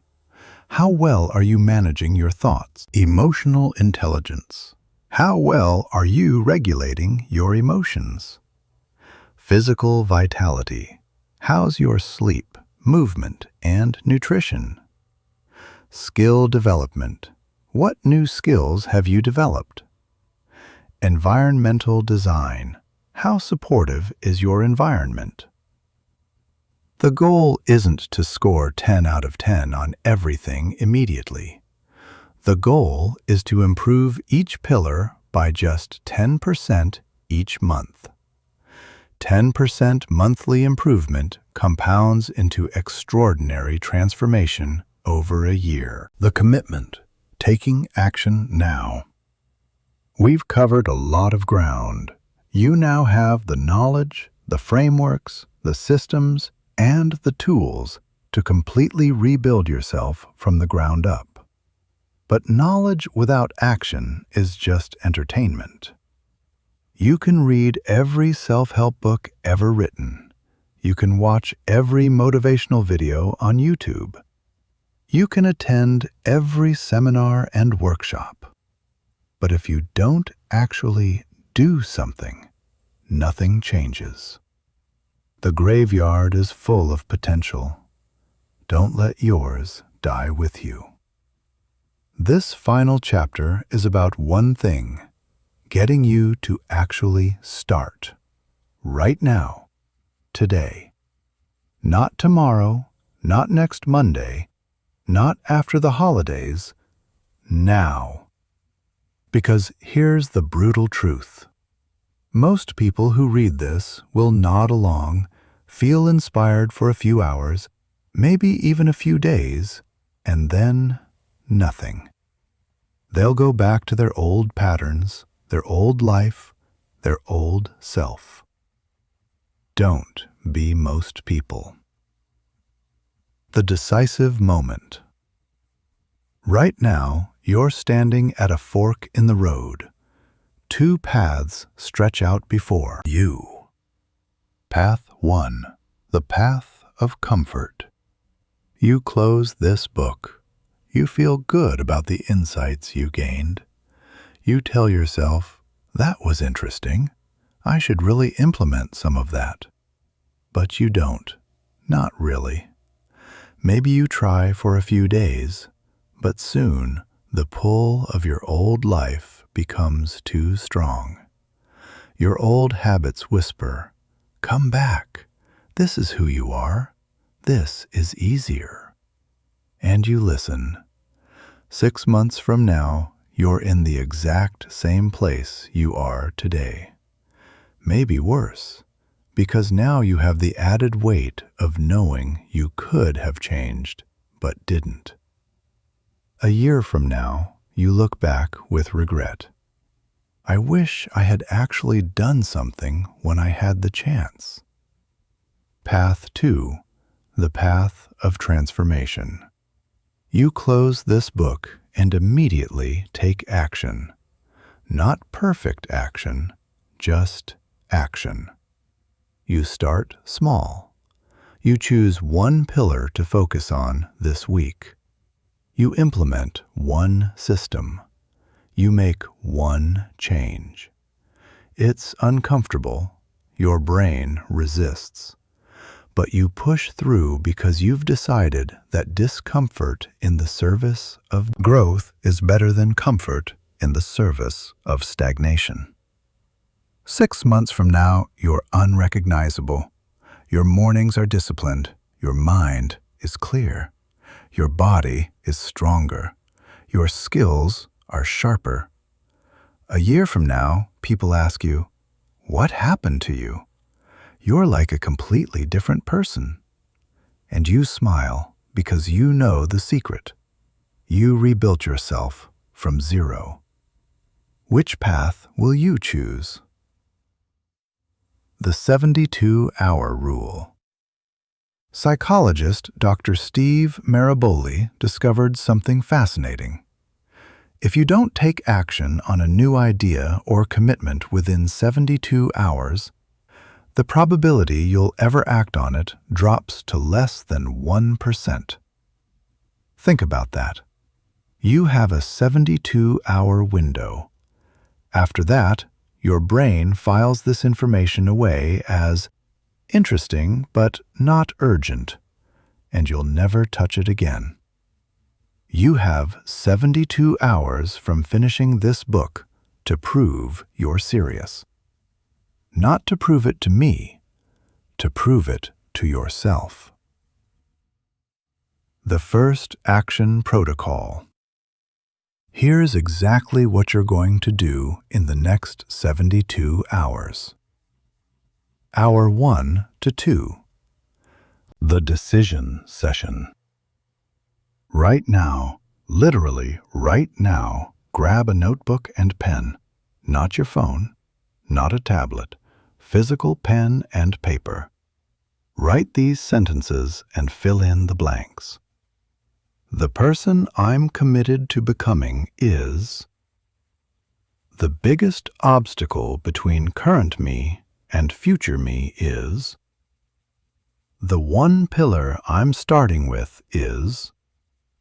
My first micro-action in the next 24 hours is. The person I'm telling about this commitment is. Hour 3 to 24. The first micro-win. Complete that first micro-action you wrote down, no matter what. Tired? Do it anyway. Busy? Make time. Scared? Do it scared. This first action isn't about results. It's about proving to yourself that you're someone who follows through. Hour 25 to 48. The momentum builder. Repeat your micro-action. Add one more small action related to your chosen pillar. You're building momentum. Small actions create confidence. Confidence creates bigger actions. Hour 49 to 72. The system design. By now, you've proven you can take action. Time to design your first system. Using what you learned earlier, create a simple daily routine focused on your chosen pillar. Write it down. Time box it. Make it so easy you can't fail. The 30-day challenge. After your first 72 hours, you're ready for the real test, the 30-day rebuild challenge. For the next 30 days, you're going to follow your system without negotiation. No excuses, no exceptions. Create a simple calendar. Every day you complete your system, mark a big X. Your goal is to not break the chain. Jerry Seinfeld used this method to become one of the world's greatest comedians. He committed to writing jokes every single day. He marked an X on his calendar each day he wrote. He said, "After a few days, you'll have a chain. Just keep at it and the chain will grow longer. Your only job is to not break the chain." Why 30 days? Because research shows it takes approximately 21 to 30 days for a new behavior to start becoming automatic. After 30 days, you'll have momentum. The action that felt forced on day 1 will feel natural on day 30. The Identity Declaration. Here's something powerful. Public commitment increases follow-through by 65%.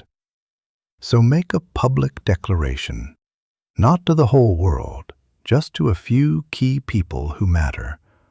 Text or email 3 to 5 people right now. Hey, I'm making a commitment to rebuild myself over the next 30 days. I'm focusing on your pillar and implementing your system. I'm telling you because I need accountability. Can you check in with me in 15 days? When you tell people, I'm implementing a morning routine, that's behavioral. When you tell people, I'm becoming a morning person, that's identity. Your brain believes what you tell it repeatedly. Tell it who you're becoming, and it will start creating evidence to support that identity. The Setback Protocol. Let's be realistic. You will stumble. You will have bad days. You might even break your chain. Most people use setbacks as evidence of failure. See, I knew I couldn't do this. I should just give up. But high performers use setbacks as data. Interesting. I broke my streak. Let me analyze why and prevent it next time. When you miss a day or fall back into old patterns, Step 1. Don't spiral into self-criticism. Just observe. I didn't follow through today. Step 2. Analyze what happened.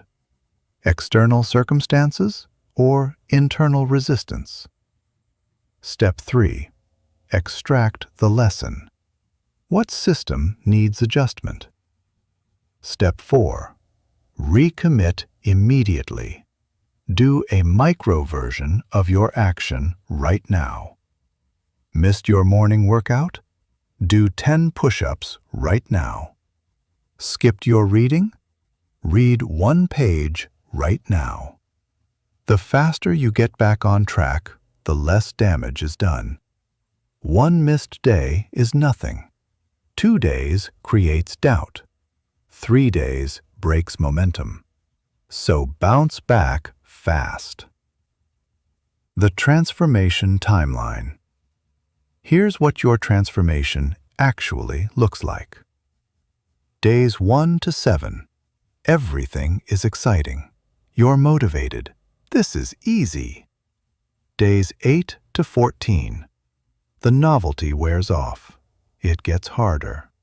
Your old self fights back. This is where most people quit. Days 15 to 21. Something shifts. It's still not easy, but it's not as hard. You're adapting. Days 22 to 30. The new behavior starts feeling normal. It's becoming part of who you are.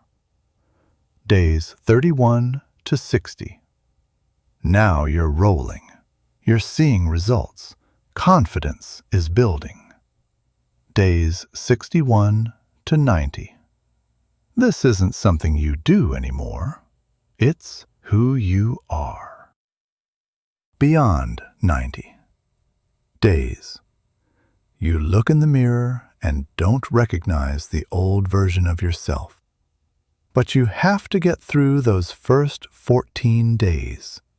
That's where the war is won or lost. The ripple effect. Here's something nobody tells you.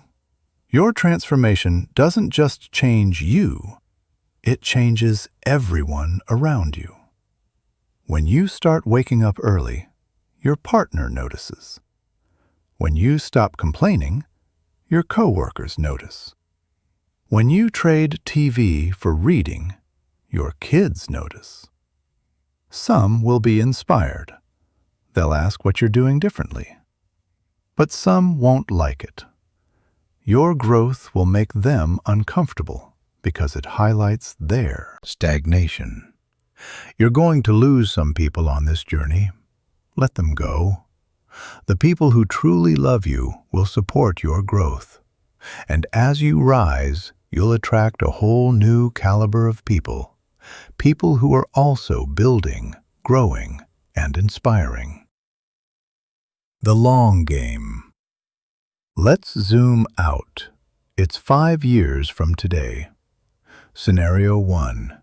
You didn't take action. 5 years of the same patterns, the same struggles. You think about this book occasionally with vague regret. Scenario 2. You took action. 5 years of consistent daily effort. Now you're living a life that seemed impossible. Your health is better. Your skills have opened new doors. Your relationships are deeper. Your confidence is unshakable. 5 years is happening whether you rebuild yourself or not. Which version do you want? The final choice. We've reached the end. But really, this is the beginning. Everything you've read was preparation. Now comes the only thing that matters: what you do next. Stop for a moment. Take a deep breath. Feel the weight of this moment. This is a turning point. Option A. Close this book. Feel inspired. Then drift back into your old life. It's easier. No one will judge you. But deep inside, you'll know you had a chance and didn't take it. Option B. Close this book and immediately take your first action. It's harder, but here's what I know. You already have the discipline and strength inside you. You just haven't accessed it yet. Every person who has transformed their life felt exactly how you feel right now. Uncertain, a little scared, wondering if they really could do it. And then they did it anyway. Not because they were special, because they decided to be. Your next step. Don't say, "I'll start tomorrow." Tomorrow never comes. There is only now. Here's what happens next. Put down this book. Grab pen and paper. Write your commitment, the person you're becoming, your chosen pillar, your first action. Complete your first micro-action within the next hour. Text your accountability partners, Mark. Day 1 on your tracker. That's how you start rebuilding yourself from zero. Not with some grand gesture, with one decision followed by one action. And then another, and another. Until one day you look back and realize you're not the same person who started this journey. You're stronger, clearer, more capable, more you. The beginning. This isn't the end of this book. This is the beginning of your new life. I believe in your capacity to transform. But my belief doesn't matter. Your belief matters. Do you believe you can rebuild yourself from zero? If your answer is yes, prove it. Not with words, with action. Starting right now. The old you ends here. The new you begins now. Welcome to your transformation. Now go build yourself into someone extraordinary. You are ready.